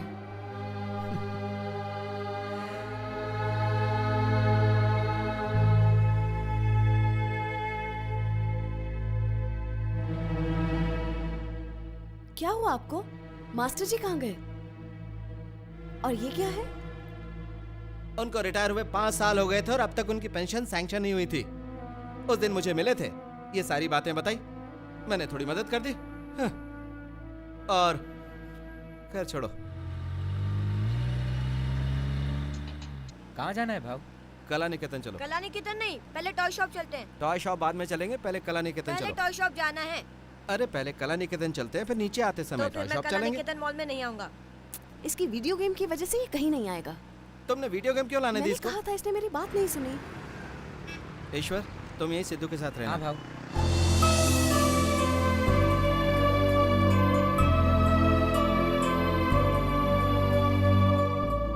उसे जो कुछ भी चाहिए सब ले लो। सब ले लेंगे। डिस्काउंट की चिंता मत करना। नमस्ते सर। हाँ नमस्ते। तुम्हें जो भी चाहिए वो ले लो और मुझे काउंटर पे मिलो। ओके। प्रिंसिपल सेक्रेटरी की वाइफ ने जो ड्रेस सेलेक्ट की थी वो तैयार है? हाँ सर तैयार है, इस तरफ आइए। ठीक है सर बैठिए सर। बाबू, मैडम ने ड्रेस सिलेक्ट किया था वो जरा लेके आना। मुझे वो वाली दिखाइए। कितना हुआ? 4,07,000 सर। 4,07,000? इतने में तो कोई बड़ी गाड़ी खरीद सकता है। Sita Arora design sir. ये लोग आके कुछ भी सेलेक्ट करते हैं, आखिर पैसा इनका थोड़ी है। हेलो सर नमस्ते सर। बोलो गनी। मैं अभी कला निकेतन में हूँ सर। इधर प्रिंसिपल सेक्रेटरी की वाइफ ने ड्रेस सेलेक्ट की थी सर, मैं वही लेने आया हूँ सर। तो प्रॉब्लम क्या है? कितने का है? 4,07,000 की सर। उन्होंने सेलेक्ट किया है क्योंकि उन्हें पैसे नहीं भरने। उन्होंने आपका सस्पेंशन कैंसिल करने में मदद की थी सर। ठीक है ले लो। Okay sir. ये लीजिए सर। ईश्वर, बैग्स लेने अंदर आ जाओ। Thank you sir. Yes. Mummy, daddy, mummy, daddy.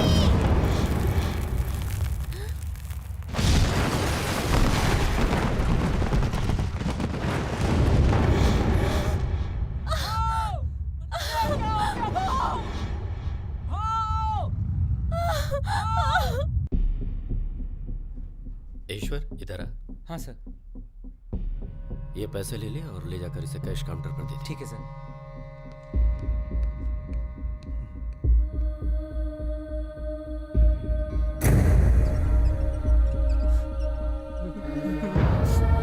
इस पेंटिंग का ये मतलब है कि गलत तरीके से कमाया हुआ पैसा कभी नहीं फलता।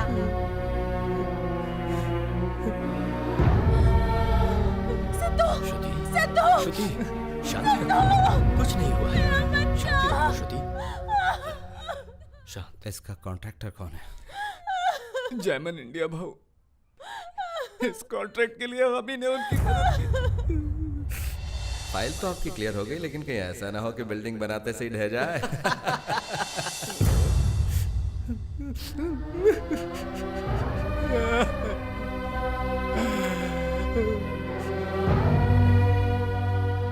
आप बच्चे के रिलेटिव्स हैं? जी मैं उसका अंकल। मेरे साथ जी।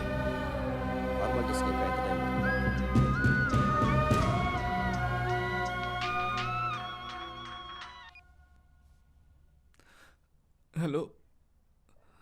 हाँ सर।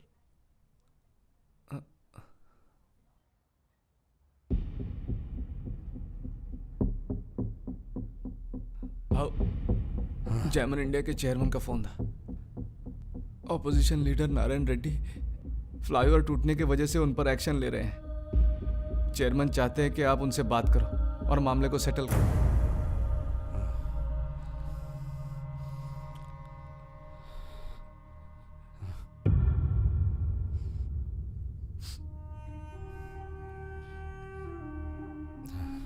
फोन लगाओ।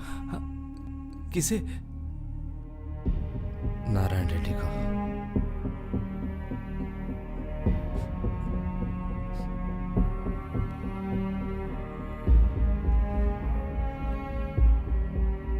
रिंग बज रहा है। हेलो, कौन बोल रहा है? हेलो। हेलो सर, गणपति जी बात करना चाहते हैं। हाँ। भाऊ, नारायण रेड्डी फोन पर है।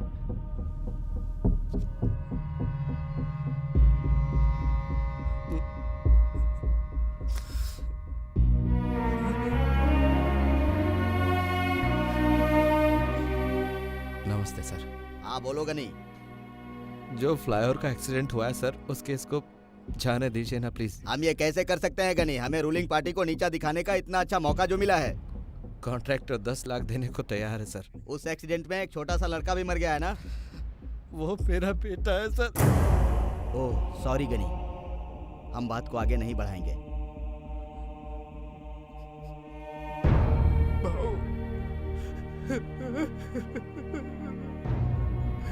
ये क्या हो गया भाऊ?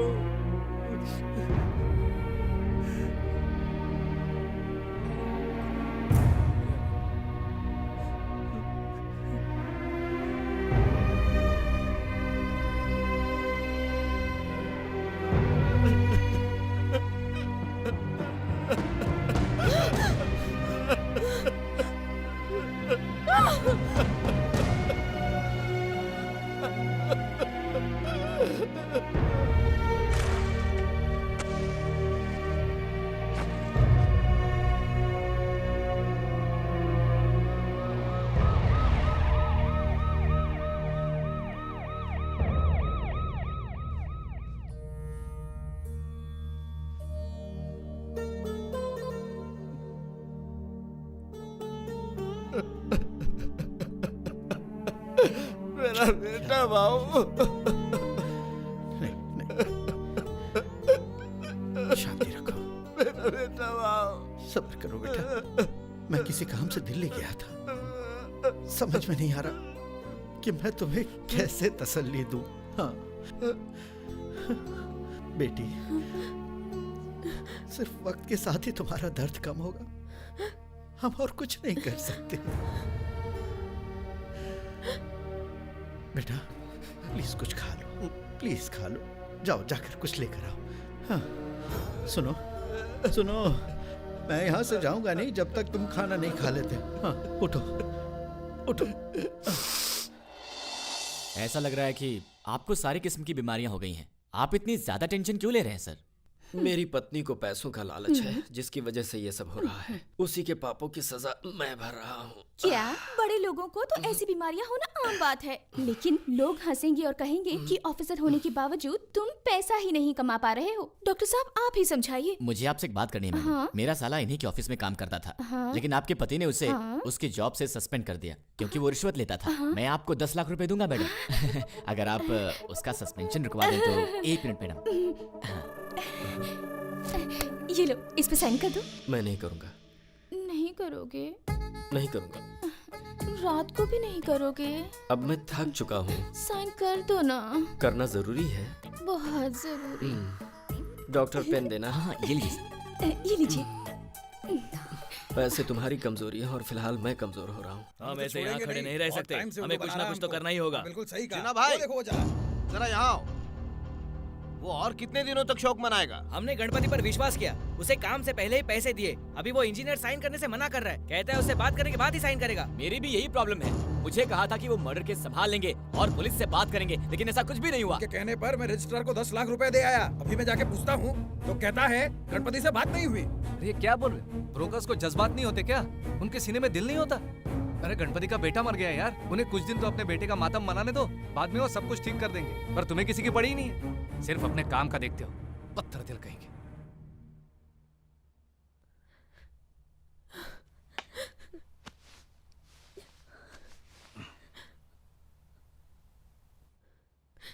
आपके लालच ने आखिरकार हमारे बेटे को ही मार दिया, और अब जिंदगी भर ये पाप हमारा पीछा नहीं छोड़ेंगे।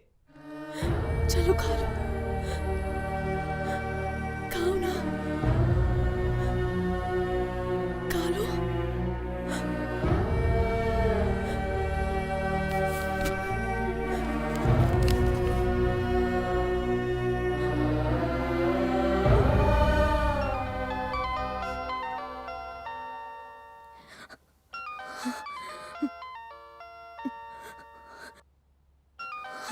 अगर आपने फोन उठाया तो मैं मर जाऊंगी।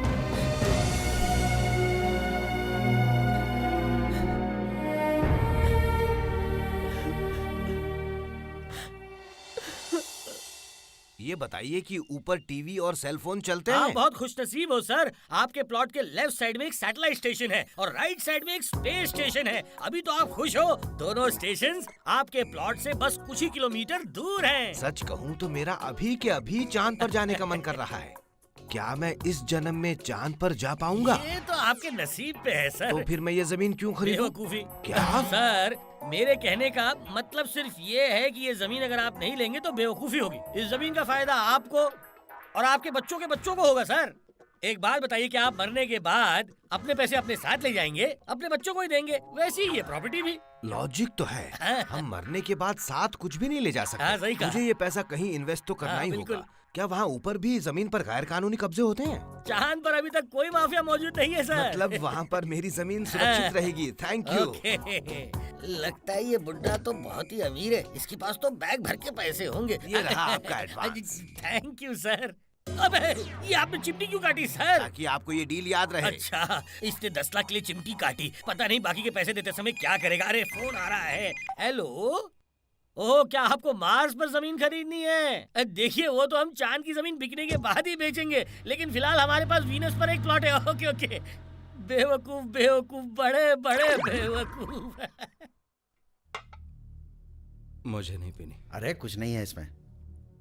अगर मैं उस कॉन्ट्रैक्टर की मदद नहीं करता तो वो फ्लाईओवर नहीं गिरता और मेरा सिद्धू मेरे साथ होता।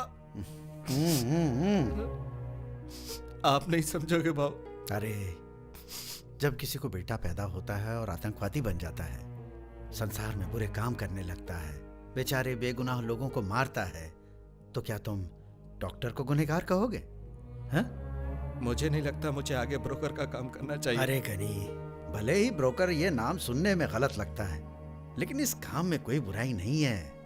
मैं समझाता हूँ। किसी शादी को जोड़ने या तोड़ने के लिए, या दो लोगों के बीच समझौता कराने के लिए, यानी सारे सेटलमेंट के लिए और बिना किसी को नुकसान पहुंचाए बात दबाने के लिए एक ब्रोकर की जरूरत पड़ती है। प्लॉट खरीदते समय, अपने लिए फ्लैट खरीदते समय, किसी से फाइनेंस करवाने के लिए, फिर उसके बाद प्रॉपर्टी रजिस्टर करवाने के लिए, किसी भी जमीन को बेचने के लिए ब्रोकर की जरूरत पड़ती है। और आजकल तो हॉस्पिटल में भी एक ब्रोकर की जरूरत पड़ती है, जो तुम्हारे लिए मेडिसिन, खून और किडनी का बंदोबस्त करता है। वो तुम्हारे लिए सही सर्टिफिकेट्स लेकर आता है।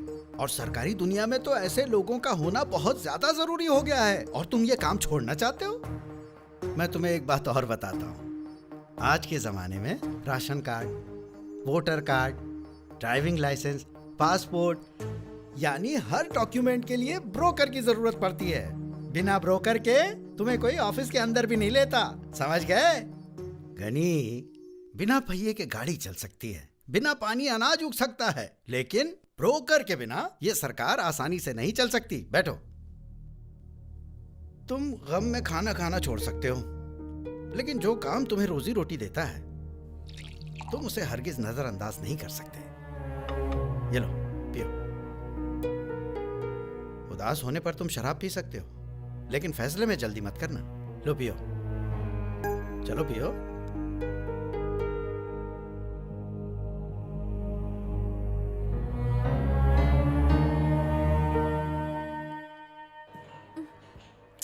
आखिर तुम इतनी टेंशन में क्यों हो?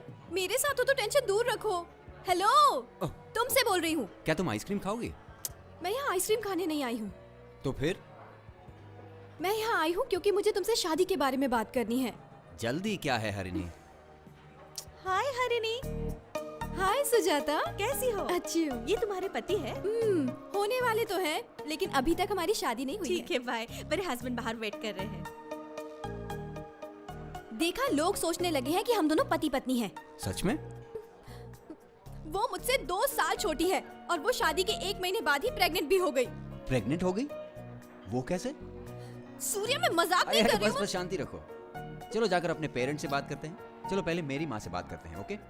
लेकिन बीच में ये लेकिन क्यों? तुम शादी के महीने बाद प्रेग्नेंट मत होना। तो फिर? 1 हफ्ते में ही प्रेग्नेंट हो जाना।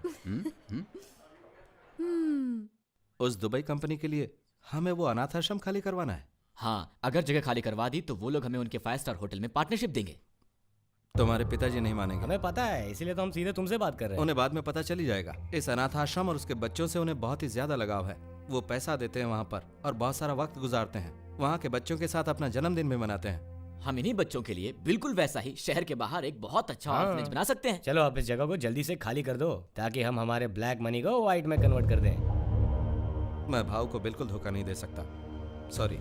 अरे ये क्या बात हुई? सर, एक आदमी ने धोखा देकर हमें नकली जमीन बेच दी। और उसने हमसे एडवांस में बहुत पैसे लिए हैं सर। सर, उसे ढूंढकर हमारा पैसा वापस दिला दीजिए सर। उनकी कोई ऑफिस है? उसका तो कोई ऑफिस भी नहीं है सर। वो तो बस रास्ते पर खड़ा रहकर बात करता है। अगर आपके पास उसकी कोई डिटेल्स नहीं है तो मैं ये केस रजिस्टर कैसे कर सकता हूँ? ये समझ में नहीं आ रहा। क्या आपको पता है जमीन कहाँ पर है? चंदा मामा पर है मून पे सर। चांद पे है सर। चांद पे? सही कहा सर। तुमने जगह देखी थी? नहीं देखी थी सर। मैं तुम सबको मार के चांद पे भेज दूंगा। इस बेवकूफी के लिए तुम पैसे कैसे दे सकते हो? हाँ, चांद पर जाकर कंप्लेंट लिखाओ। वो मेरा एरिया नहीं है, जाओ। सर, हमारी मदद कीजिए ना। मैं जानता हूँ कि एक आप ही हैं जो केस को बहुत आसानी से सॉल्व कर सकते हैं। प्लीज मदद कीजिए ना सर। बिना किसी जानकारी के हम उसे कैसे पकड़ सकते हैं, बताओ? आइडिया सर, मेरे पास उसका कांटेक्ट नंबर है, आप उससे बात कीजिए। ठीक है, फोन लगाओ।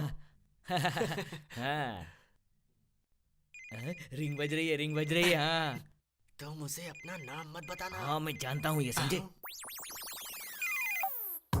हेलो सर, मैं बॉबी बात कर रहा हूँ सर। कौन गोभी? सर, नाम गोभी नहीं बॉबी है। मुझे चांद पर एक प्लॉट खरीदना है, उसी सिलसिले में आपसे मिलना है। Sorry brother, you are too late. सारे प्लॉट्स बिक चुके हैं, अभी कोई जगह नहीं। इसने नाम तो बदल लिया लेकिन आवाज नहीं बदली। उसने तुम्हारी आवाज पहचान ली होगी। अब तुम ट्राई करो। मुझे दे। हेलो, नमस्ते साहब, आदाबर है। और कोड़ेवर से। मुझे आपसे चांद पर जमीन खरीदने के सिलसिले में बात करनी थी सर। मेरी 2 बेगम हैं, मुझे उनको ये जमीन गिफ्ट करनी है। वो दोनों बहुत खुश हो जाएंगी। ओहो, तो फिर मैं आपको कहाँ मिल सकता हूँ सर? फिलहाल मेरे पास पैसे तैयार हैं सर। सॉरी भाई साहब, मेरा आज के दिन काफी बिजी है, बाद में मिलेंगे। फोन रख दे नीचे। इस बेवकूफ ने अपनी आवाज तो बदल ली लेकिन फोन नंबर बदलना भूल गया। वो हमें पहचान रहा है क्योंकि हम उसे एक ही नंबर से फोन कर रहे हैं। सर, आप अपने नंबर से फोन कीजिए। नंबर दो उसका। अभी लैंडलाइन से फोन कर रहे हैं। ये सोच रहे हैं कि मैं बेवकूफ हूँ। हेलो। अरे भाई साहब, चिल्ला क्यों रहे हो? असल में मैं बहुत दूर आ गया हूँ, इसलिए मुझे चिल्लाकर बात करनी पड़ रही है। ठीक है, अब जल्दी जल्दी बताओ कि तुम्हें क्या काम था। बात ये है कि मुझे चांद पे जमीन खरीदनी है। सॉरी भाई साहब, मैं अभी चांद पर ही हूँ। सेकंड वेंचर लेआउट की प्लानिंग कर रहा हूँ, इसलिए बहुत बिजी हूँ। ठीक है, मैं फोन रखता हूँ। यहाँ पे इनकमिंग कॉल्स का 1 लाख रुपया होता है, समझ गए? 1 लाख? पर क्यों? ये इसलिए क्योंकि ये कोई STD ISD नहीं है, यहाँ पर IPSD है। मतलब? Interplanetary subscribers dialling. वहाँ पर सेलफोन टावर्स हैं, आप जानते ही हो ना? यहाँ पे सेलफोन टावर की जरूरत नहीं पड़ती है, चारों तरफ सैटेलाइट जो है। क्या हुआ? सर पर एक सैटेलाइट लग गया। चल अभी फोन रख दे शाने, मैं तुम लोगों की चाल अच्छी तरह से समझ गया हूँ। तुम्हें पैसा वापस नहीं मिलेगा, उम्मीद छोड़ दो। सर! तुम लोग पागल हो क्या? हाँ, चांद खरीदने चले?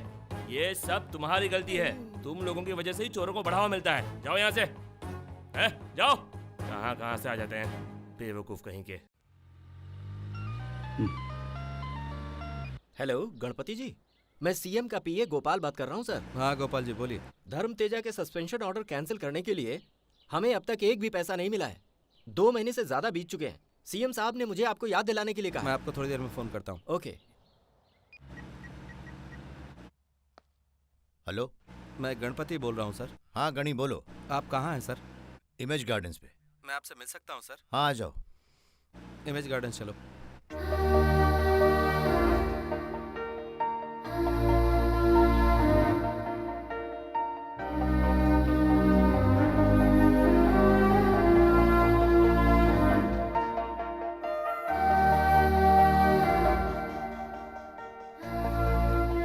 डॉक्टर, आप पैसों की बिल्कुल चिंता मत करना। इलाज अच्छा होना चाहिए।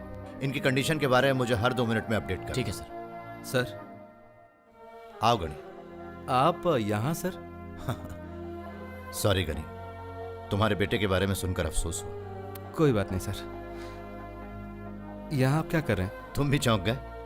बताता हूँ चलो। इन दिनों मैंने एक बहुत महत्वपूर्ण बात सीखी। बस 1 ही मिनट में मौत के भय से मैं अचानक बदल गया। उस दिन जब मैं दिल्ली से हैदराबाद फ्लाइट में आ रहा था, कैप्टन ने कहा कि फ्लाइट में कुछ प्रॉब्लम है। उन्होंने कहा कि इमरजेंसी लैंडिंग करनी होगी। नतीजा यह हुआ कि फ्लाइट की स्पीड धीरे धीरे कम होती गई। प्लेन में बैठे सब लोग बहुत डर रहे थे। सब लोग जोर जोर से चिल्ला रहे थे। तभी मैंने मौत को बहुत करीब से देखा। तभी मेरी आंखों के सामने मेरी सारी की सारी जिंदगी एक फिल्म की तरह घूम गई और मुझे दिखे मेरे किए हुए वो अन्याय, पाप और भी बहुत सारी बुरी चीजें। अगर सच कहूं तो मुझे एक भी चीज अच्छी नहीं दिखी। मैं बहुत डर गया। ये डर मौत के डर से भी बहुत ज्यादा डरावना था। जब मुझे लगा कि मैं मरने वाला हूं, तभी मैंने भगवान के सामने हाथ जोड़े और कहा, बस मुझे एक चांस और दे दो, फिर देखना। तभी अचानक वो फ्लाइट ठीक होके वापस उड़ने लगी और फिर देखो, सच में मैं जिंदा बच गया। भगवान ने मेरी प्रार्थना सुन ली, मुझे और एक मौका दिया। गणी, इस बार मुझे कुछ अच्छे काम करने थे, इसीलिए तुम मुझ में ये बदलाव देख पा रहे हो, और इसीलिए मैंने काम से भी छुट्टी ले ली और सोचा कि मुझे इस समाज के लिए कुछ न कुछ तो करना ही होगा, लोगों का अच्छा करना होगा। इसीलिए मैंने ये हेल्थ कैंप सब जगह शुरू करवाए। मैं सच में बदल गया। और गनी, मुझे गलती सुधारने का मौका मिला। मतलब यह कि पिछले कुछ महीनों से मुझे पकड़े जाने का जो डर था, वो इसलिए था क्योंकि मैं लोगों से बड़ी बड़ी रिश्वतें तो ले रहा था, लेकिन खर्च करने से डरता था। मैं इतना सारा पैसा अपने नाम पर भी नहीं कर पा रहा था। मैं इस बेईमानी की जिंदगी से थक गया था। जब लोग पूरी तरह से ठीक होके जाते हैं और उन्हीं के मुंह से शुक्रिया सुनने में जो खुशी मिलती है, वो करोड़ों रुपए से भी नहीं मिलती। खुदगर्ज बन के जीने को कभी भी जीना नहीं कहते, दूसरों के लिए जीने को ही जिंदगी कहते हैं। और खुदगर्जी तुम्हें कुछ ही दिनों की खुशी दे सकती है। वो चीता की खबर इतनी भी बुरी नहीं थी यार। उन्हें इससे अच्छा और क्या चाहिए? बात वो नहीं है श्रीनू। बॉस की एक्सपेक्टेशंस कुछ और हैं। I think he is looking for something really big, जिससे हमारे समाज के लोगों को कुछ फायदा हो। लेकिन कैसे, ये समझ नहीं पा रही हूँ। मेरे पास एक आइडिया है। मैं तुम लोगों को एक सेंसेशनल न्यूज दे सकता हूँ। वो क्या है? एक करप्टेड ऑफिसर के बारे में।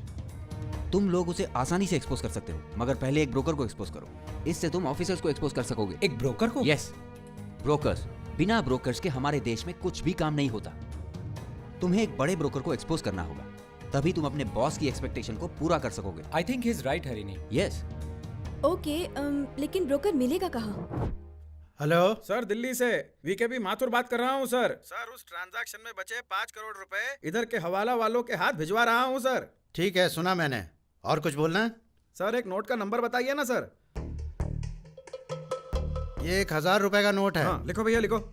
624817। हाँ, लिख लिया सर। सर, जिसे आप पैसा लेने के लिए भेज रहे हो, उसके बारे में कुछ बताइए। प्लीज 1 मिनट फोन होल्ड करना। Okay sir. अरे गनी, गनी। वो यहाँ नहीं है डैडी। अरे उसे बुलाओ, मुझे उसकी जरूरत है। तो डैडी, मुझे बोलो, मैं काम करता हूँ। तुम ये कैसे कर सकते हो? आप ये कैसे कह सकते हैं? मैं ये संभाल सकता हूँ। सच में ये काम संभाल लो? बस एक मौका दो डैडी। रामाकृष्णन। हाँ सर। मैं अपने बेटों को भेज रहा हूँ। Okay sir. क्या तुम उन्हें जानते हो? बहुत अच्छी तरह से जानता हूँ सर। ये लो, जब तुम लोग उन्हें ये नोट दिखाओगे, तभी वो लोग तुम्हें पैसा देंगे। ठीक है डैडी, चलते हैं। छोड़े।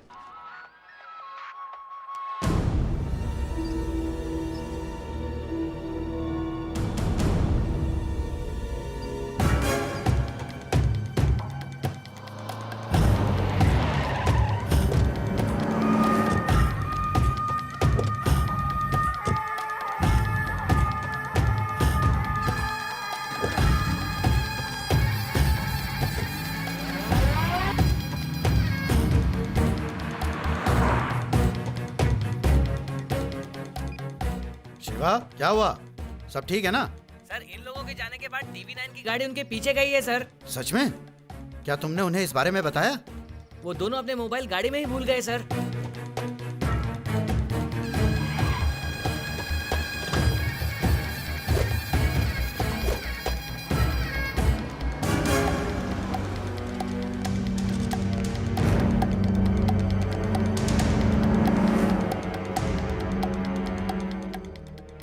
हे, कोई जल्दी गनी को बुलाओ।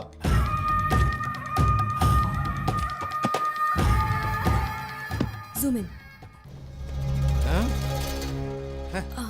ये क्या? हाँ, तुम लोग इधर भी पहुंच गए? तुम लोग क्या हमारे बेडरूम में भी पहुंच जाओगे? हाँ, असल में ये नहीं। चलो यहाँ से, चलो। मीडिया के साथ ऐसे कैसे बात कर सकते हैं?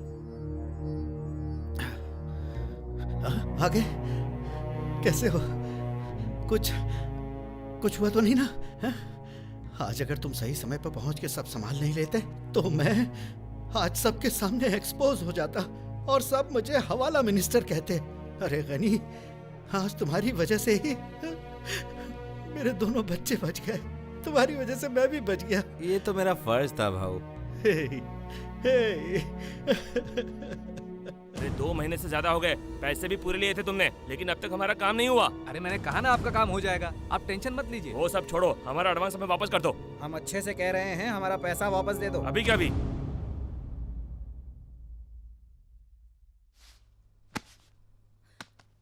और कितने लोगों को मारोगे तुम? क्या हुआ तुम्हें? ओह, जैसे तुम्हें पता ही नहीं। क्या बोल रही हो तुम? मास्टर जी मर गए। उन्होंने खुद को फांसी लगा ली और इसकी वजह तुम हो। तुमने ही उनके पेंशन के लिए ऑफिसर्स को रिश्वत दी और उस भले आदमी से ये बेइज्जती सहन नहीं हुई। तुमने उनका काम करवाने के लिए भी बेईमानी का रास्ता चुना, इसलिए तुम्हारे पापों की सजा भी उन्हें मिली। पिछले 5 साल से वो दफ्तरों में चक्कर खा रहे थे अपनी पेंशन निकलवाने के लिए, और मैंने इसमें थोड़ी सी मदद कर दी तो कौन सा बड़ा पाप कर दिया? उन्हें इसकी जरूरत बिल्कुल नहीं थी, लेकिन समाज में तुमने उनका नाम खराब कर दिया। तुमने उनके नाम के साथ रिश्वत को जोड़ दिया। तुमने उनसे उनकी ईमानदारी को छीन लिया। वो तुम्हारी तरह एक रिश्वतखोर और बेईमान ब्रोकर नहीं थे। बस भी करो, मैंने उनसे कोई कमीशन नहीं लिया। मैं उनको और उनकी पत्नी को बचपन से जानता हूँ। जिस आदमी ने मुझे बचपन में पढ़ाया उसको पेंशन नहीं मिली, तो मैंने सोचा कि थोड़ी मदद कर दूं उनकी, और अगर ये करना पाप है तो मैं हूँ पापी। बस करो।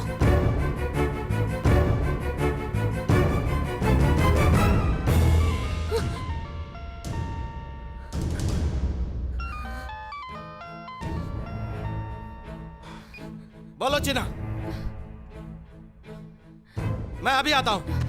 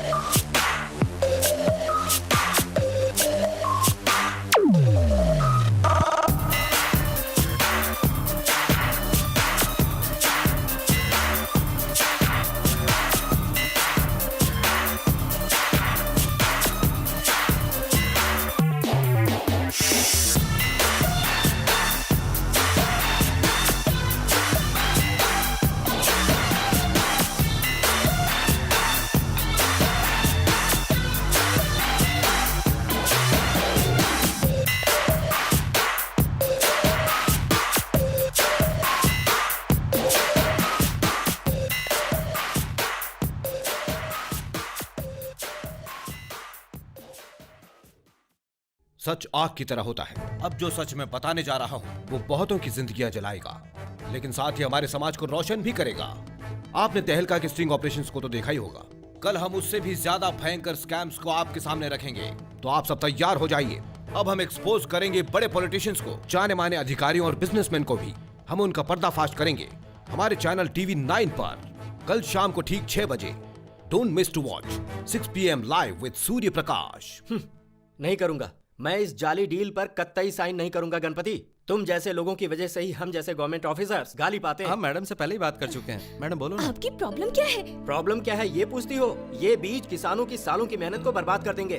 अगर वो 100 बीज डालेंगे तो उसमें से सिर्फ 40 उगेंगे। इससे उनका कितना नुकसान होगा कभी सोचा है तुमने? पूछती है प्रॉब्लम क्या है। मैं ये सोचना भी नहीं चाहती और तुम भी उन गरीबों के बारे में मत सोचना। इतने सालों से चुपचाप साइन करते थे, है ना? लेकिन अब मैंने कहा तो साइन नहीं करोगे। लेकिन मेरी बात तो सुनो। तुम चुप बैठो। इन्होंने हमें पैसे देने का वादा किया है, इतना पैसा कि मैं सोच भी नहीं सकती। और ये दुबई से सोना भेजेंगे, घूमने के लिए यूरोप भी भेजेंगे। सही कहा ना गनी? तुमने इतना सोना लाद रखा है फिर भी ये काम है क्या? काफी नहीं है, तुम चुपचाप साइन करो। नहीं करूँगा।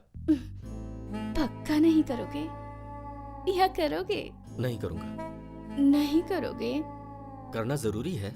बहुत जरूरी। अब तो साइन कर दीजिए। डार्लिंग तुम्हें सोना पसंद है और मुझे तुम पसंद हो। ये लो।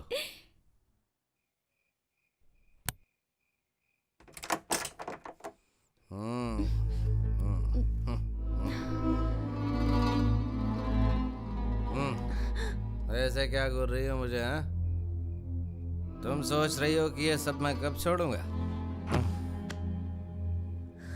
मैं एक शेर की सवारी कर रहा हूँ, उतर नहीं सकता, नहीं उतर सकता।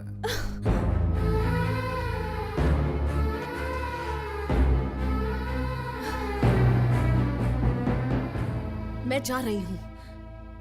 अगर मैं इस घर में एक भी मिनट और रुकी तो मेरे लिए इससे बड़ी बेइज्जती और नहीं होगी। श्रुति, एक और बात, हम दोनों के रिश्ते को बचाने और मुझे वापस बुलाने के लिए एक ब्रोकर को कभी मत भेजना।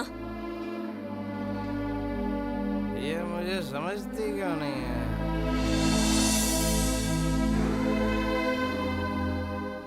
भाऊ, भाऊ, भाऊ। हाँ? हाँ?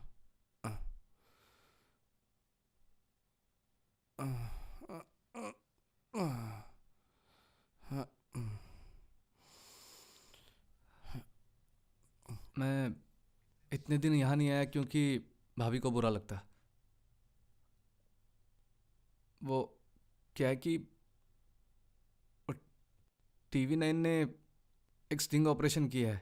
सब कह रहे हैं बहुत बड़े फंसेंगे। हमें थोड़ी सावधानी से काम करना होगा। फिक्र मत करो, हमें कुछ नहीं होगा। ठीक है, जा तो अपना काम चलता।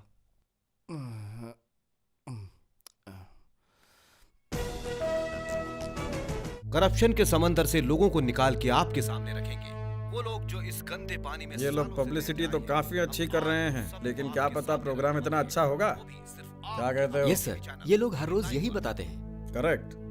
ये लोग भी ना, इनकी आदत होती है ऐसी बड़ी बातें करना, भले ही हाथ में छोटी मछली आई हो। देखने पर तो ऐसा बिल्कुल नहीं लग रहा सर, जरूर कोई बड़ी मछली फंसी है। बड़ी मछली? क्या हमारा कोई जान पहचान वाला फंसा है? मैंने ऐसे झूठे प्रोग्राम्स बहुत देखे हैं। ये कोई ऐसा वैसा न्यूज़ नहीं है, इसमें सीक्रेट कैमरे का इस्तेमाल किया जाता है। बड़े बड़े लोगों को पकड़ेंगे। सच में? अगर ये बात सच है तो हम दोनों कल शाम को टीवी के सामने से हटेंगे ही नहीं।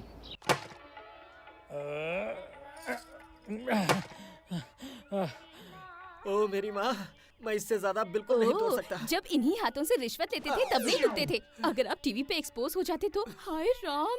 जल्दी करो। गुरुजी ने कहा जब तक तुम 1000 नारियल नहीं तोड़ोगे तब तक तुम्हारे पाप नहीं धुलेंगे। 1000 नारियल? अब तक मैंने कितने तोड़े? 100 भी नहीं हुए। 100 भी नहीं हुए? मैं बहुत नहीं तोड़ सकता। ये लो, जल्दी करो।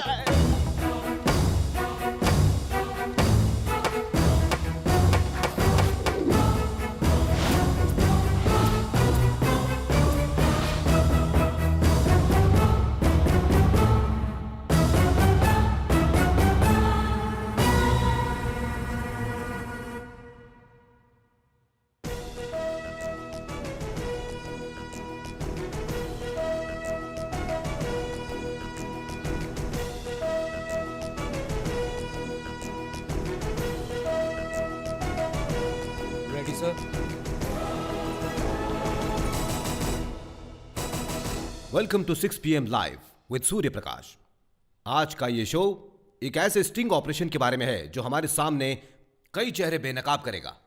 राज्य भर में हेरा फेरी, संविधान के साथ छेड़खानी और भी बहुत सारे बुरे कारनामे। आज आप देखने वाले हैं कि कैसे बड़े बड़े मंत्री, MLAs, नेशनल हीरोज जो लोग आम लोगों की सेवा और राज्य की सुरक्षा की कसम खाते हैं, वो लोग ही देश को खा रहे हैं। आज जाने माने IAS और IPS ऑफिसर्स जो सेवा करने की कसम खाते हैं, वो असल में लोगों की सेवा नहीं बल्कि खुद की सेवा करने के लिए रिश्वतखोरी और करप्शन का साथ देते हैं। संविधान ने मीडिया को फोर्थ एस्टेट या पिलर का रुतबा दिया हुआ है, फिर भी हमें गवर्नमेंट के ऑफिसेज में झांकने की आजादी नहीं। इतनी पाबंदियों के बावजूद भी ये जानने के लिए कि वहां क्या हो रहा है, हमने उन्हीं के ऊपर एक स्टिंग ऑपरेशन किया जिससे दिल दहलाने वाले कई सच सामने आए। हम ये नहीं कह रहे कि ये स्टिंग ऑपरेशन हमने अकेले किया है, एक शख्स ने हमारी मदद की है और उस शख्स के बगैर ये ऑपरेशन नामुमकिन था। वो है एक लॉबिस्ट, एक मिडलमैन, एक मीडिएटर, एक फैसिलिटेटर, और जैसे कि आम भाषा में कहते हैं, एक broker. Please welcome mister Ganpati.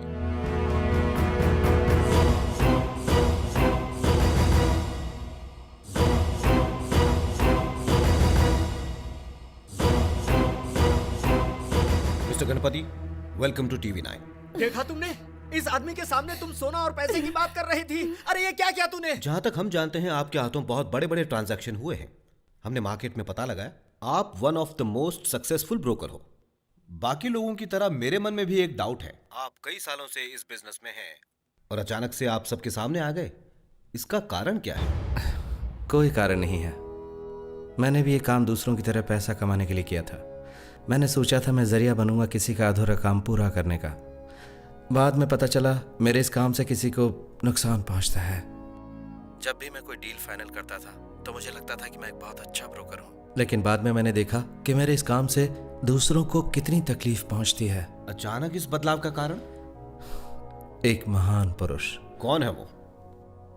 मैं यहाँ सबके सामने उनका नाम तो नहीं लेना चाहता, लेकिन चाहता हूँ कि लोग जाने उन्होंने मुझे क्या कहा था।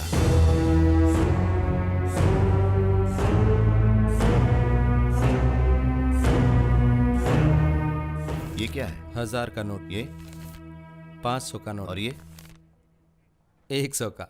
इन सब नोटों में कॉमन क्या है? गांधी जी की फोटो। इन नोटों के लिए, इन रुपयों के लिए हमने न जाने कितने गैर कानूनी काम किए। तुम्हें पता है गनी, इस नोट पर बने गांधी जी की भी हमने इज्जत नहीं की। हमने उन्हें भुला दिया और जिंदगी भर हम अपने स्वार्थ के बारे में ही सोचते रहे। भैया। हाँ बोलो, क्या हुआ? भैया, मेरी माँ। अब तक ऑपरेशन नहीं हुआ क्या? ऑपरेशन कामयाब रहा। तो फिर तुम यहाँ क्यों? तुम्हें तो अपनी माँ के साथ होना चाहिए। भैया, अगर वो आज जिंदा है तो सिर्फ आप ही की वजह से भैया। तो अब तो वो ठीक हो गई है ना, तो फिर रो क्यों रहे? ये गम के आंसू नहीं है, खुशी के है। आपने मेरी माँ की जान बचाई, मेरे लिए तो आप ही मेरे भगवान है भैया। जाओ।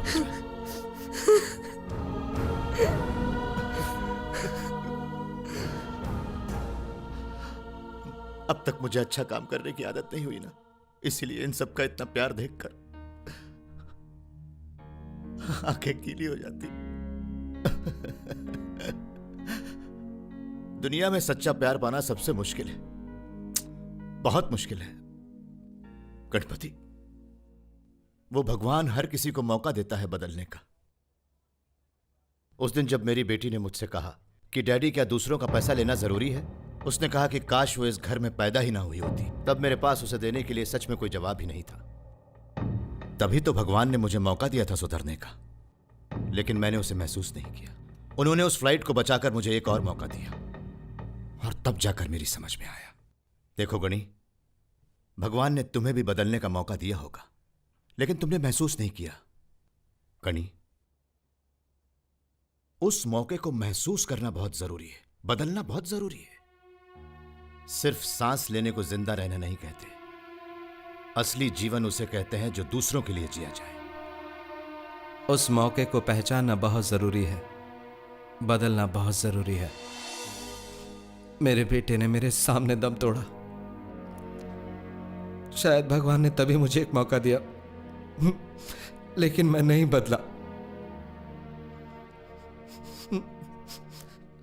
मैंने तब भी ब्रोकरी की जब मेरे बेटे की लाश मेरे हाथ में थी।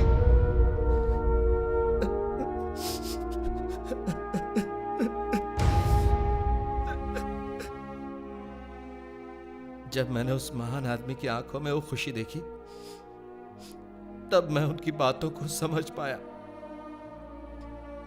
तभी मुझे लगा कि बदलने का यही मौका है। मैं बदल गया। मैं बदल गया। आप बदल गए, लेकिन इस बदलाव के साथ साथ आपने इतना बड़ा रिस्क भी उठाया। इसके पीछे जरूर कोई कारण होगा।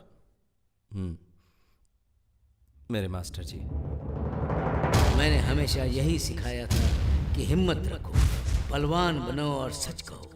ये मत समझना कि मैं डर के आत्महत्या कर रहा हूँ।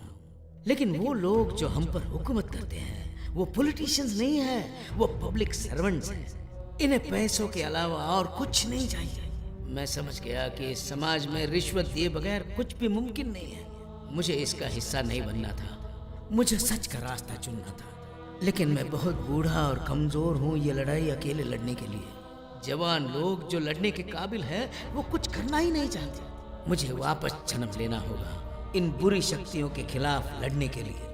इसलिए मुझे अभी मरना पड़ा ताकि मैं वापस लौट सकूं। सच्चाई तो यह कि वो हार चुके थे। मैंने कभी सोचा नहीं था कि मैं जो कुछ कर रहा हूं वो गलत है, लेकिन जब मैं दूसरे नजरिए से देखता हूं तब मुझे समझ में आता है कि मैंने कितने गलत काम किए हैं। आज तक मैंने करोड़ों के सौदे किए हैं। मेरा बेटा, मेरे मास्टर जी और वो किसान सब मर गए। इस देश में हजारों ब्रोकर काम करते हैं। मुझे ये सोचकर घिन आती है कि कितने रुपयों की हेराफेरी होती है, कितने लोग दम तोड़ते हैं रोज। जरूरी ये नहीं कि मैं बदल गया, सबको बदलना होगा।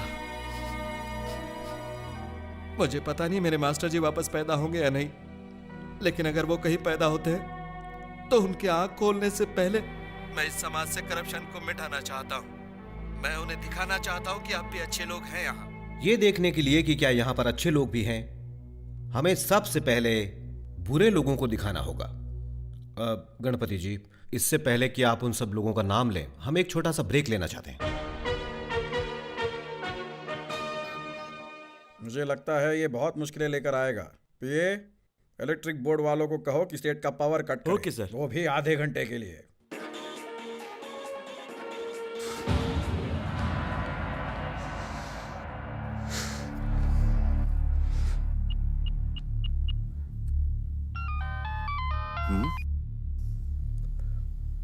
Are we on air?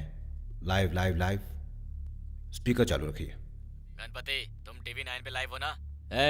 खबरदार, अगर तूने हमारे और हमारे डील्स के बारे में कुछ भी बताया तो मैं तुझे आखिरी वार्निंग दे रहा हूँ। खबरदार, अगर तूने अपना मुंह भी खोला तो चल स्टूडियो से बाहर निकल, फिर देखना मैं तेरा क्या हाल करता हूँ। तो का ब्रोकर, तुम जो भी फोन पे बोल रहे हो लाइव टीवी पे आ रहा है। अरे तुम वापस किसे फोन कर रहे हो? मुझे पता क्या करना है।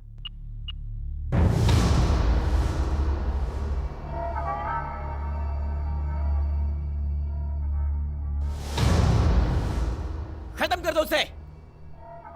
इस तरह के थ्रेटनिंग कॉल्स सिर्फ गणपति जी के फोन पर ही नहीं बल्कि हमारे स्टूडियो में भी आ रहे हैं। एनीवे, मुझे ये बताइए गणपति जी, सबसे पहले हम किसका स्कैम विटनेस करने वाले हैं? जिसका फोन मुझे अभी आया था।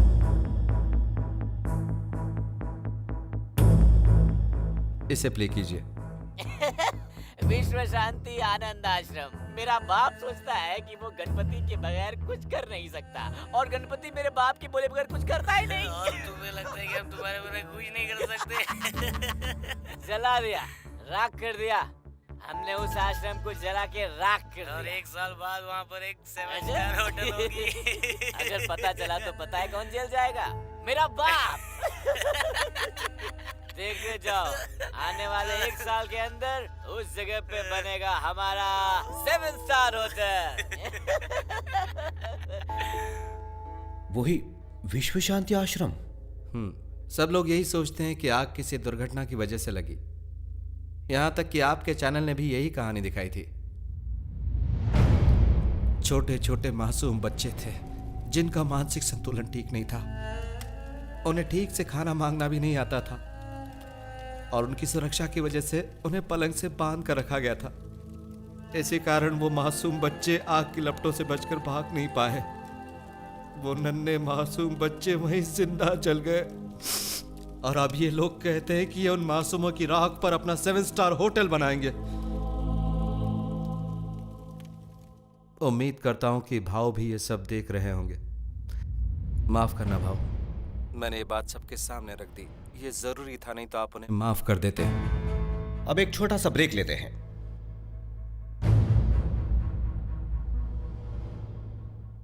तो टेंशन मत ले, मैं सब संभाल लूंगा।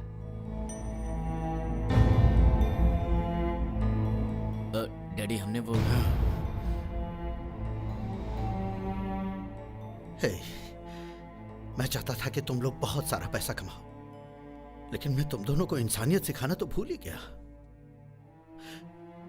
हे, सिर्फ तुम दोनों के लिए मैंने बहुत सारी जिंदगियां बर्बाद की हैं। मुझे शर्म आ रही है कि तुम दोनों मेरे बेटे हो। काश तुम दोनों ने जन्म ही नहीं लिया होता। काश कि मैं बस अकेला होता।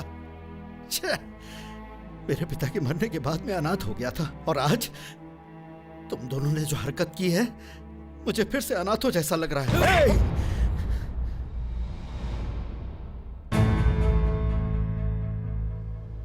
तुम्हें मेरा एक पैसा नहीं मिलेगा। मैं सब दान कर रहा हूं।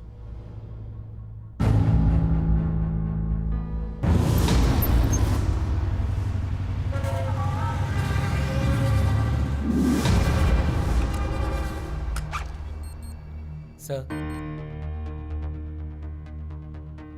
हमारे ताजा समाचार के अनुसार ये इतनी सारी क्लिपिंग्स देखने के बाद पुलिस इनको गिरफ्तार करने के लिए निकल चुकी है।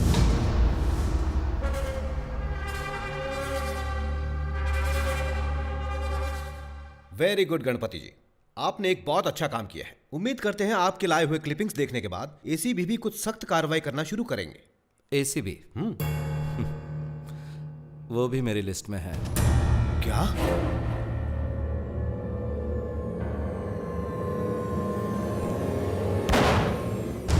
जिंदगी बहुत कीमती होती है, लेकिन इज्जत उससे भी ज्यादा।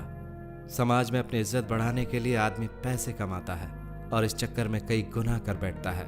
फिर क्या होता है? इन गुनाहों की वजह से आखिर में जिंदगी और इज्जत दोनों साथ छोड़ देती है। मुजरिमों को सजा मिलनी चाहिए, चाहे छोटा हो या बड़ा। कानून सबके लिए बराबर होता है। अब कुछ ही देर में हमें कुछ और लोगों के बारे में पता चलेगा, जब मिस्टर गणपति अगले नाम बताएंगे।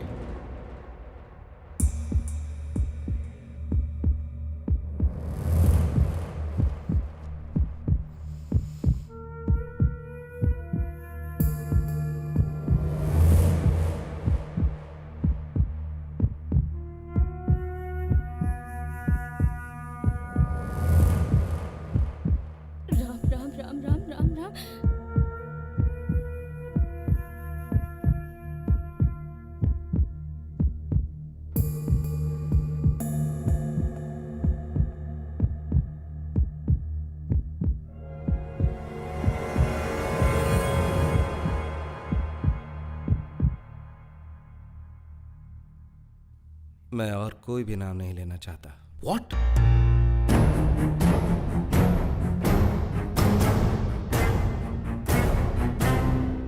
जिन लोगों ने मेरे साथ काम किया है, उन्हें पता है कि मैं उनका नाम लेने वाला हूं। मुझे पता है कि पिछले 60 सेकंड में वो बहुत ही खौफ से गुजरे होंगे। सोचा होगा अब मैं उनका नाम लूंगा। जरा सोचिए उनकी क्या हालत हुई होगी। मैं बस एक बात कहना चाहता हूं, यही मौका है कि अपना गुनाह कबूल कर लीजिए। इलेक्ट्रिसिटी एम्प्लॉय ने पावर कट करने से मना कर दिया है सर।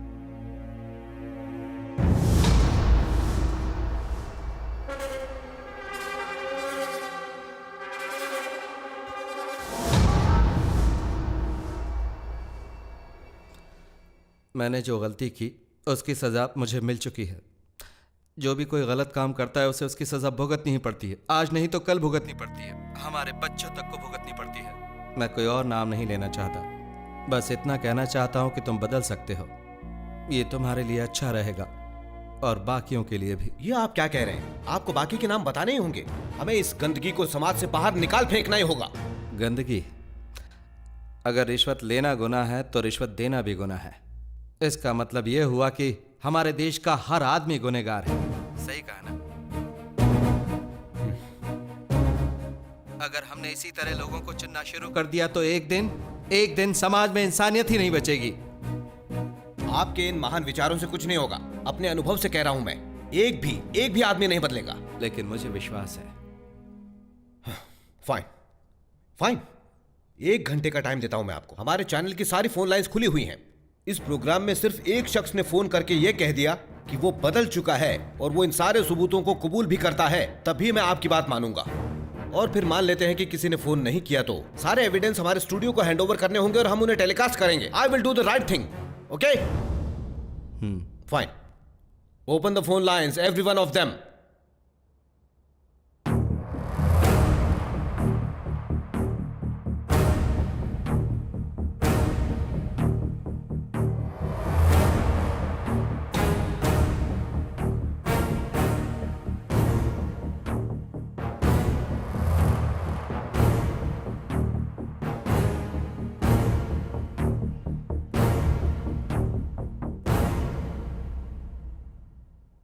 सर हमें एक कॉल आया है। ठीक है, कनेक्ट करो।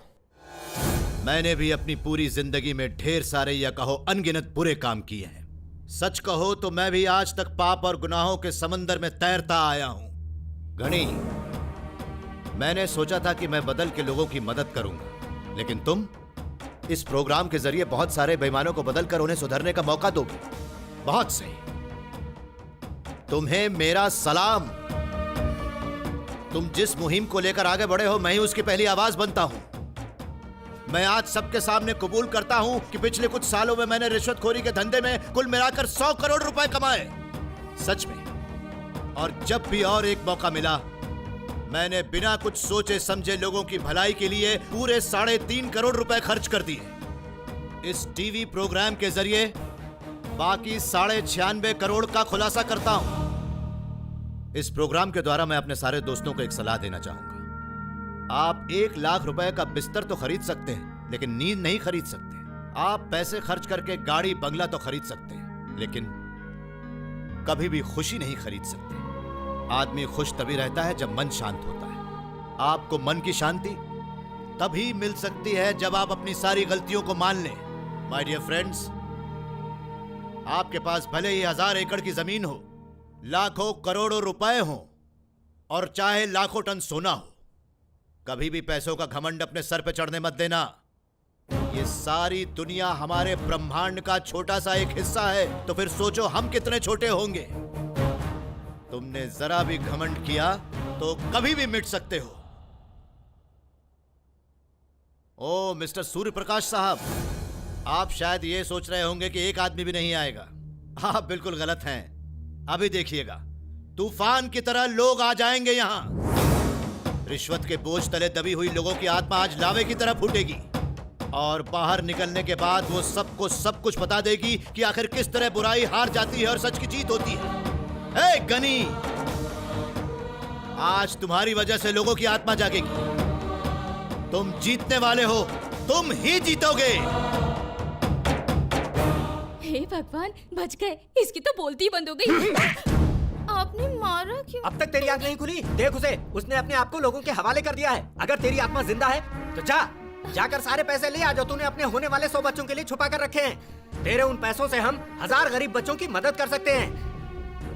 आप चिल्ला क्यों रहे हैं? अरे मैं तो तुझे जान से मार दूंगा। तू मेरी कमजोरी से खेल रही है।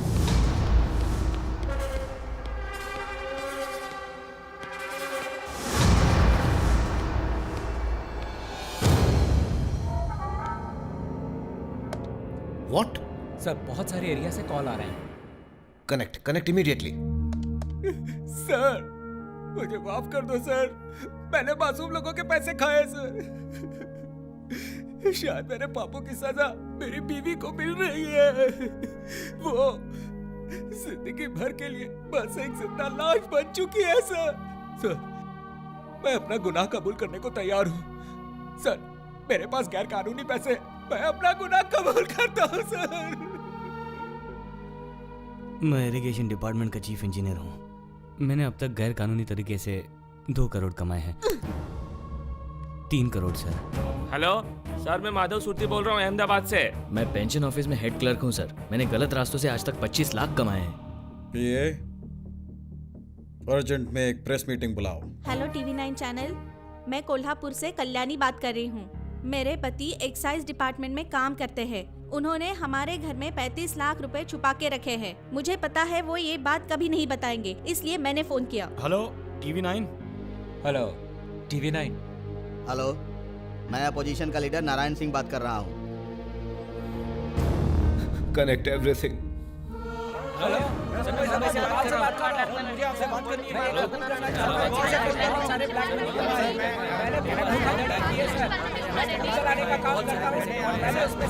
पैसे लौटा देना चाहता हूँ सर। ये क्या साहब, इतने बड़े बड़े क्रिमिनल्स को छोड़ के आप हम जैसे छोटे कद वाले छोटे गुनहगारों को पकड़ रहे हो साहब। साहब प्लीज जाने दो ना साहब।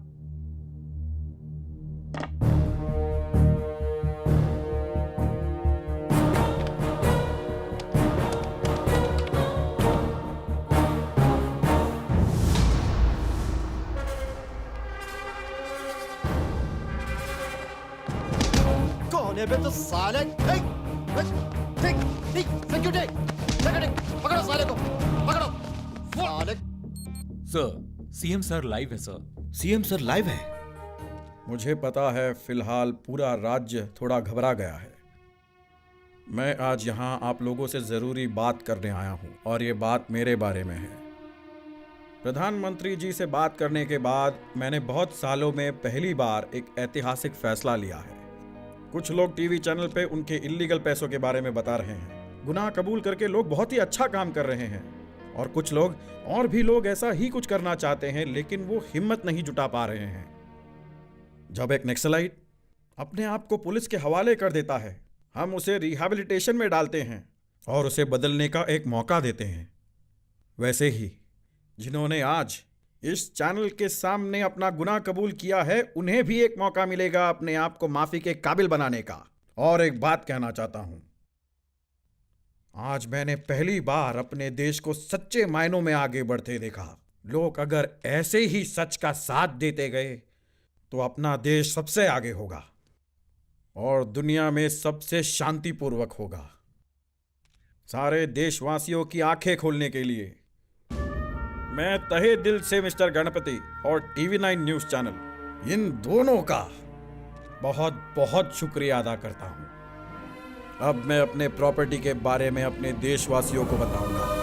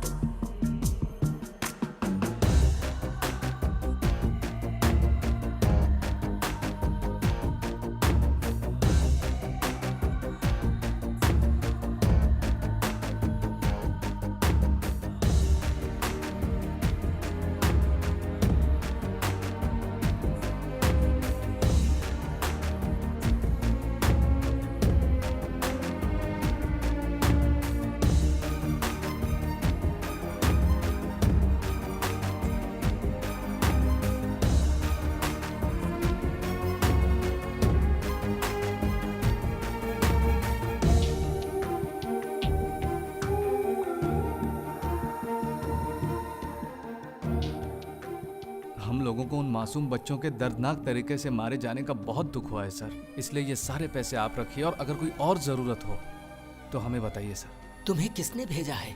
मेरे भाऊ ने। जुग जुग जियो मेरे बच्चों।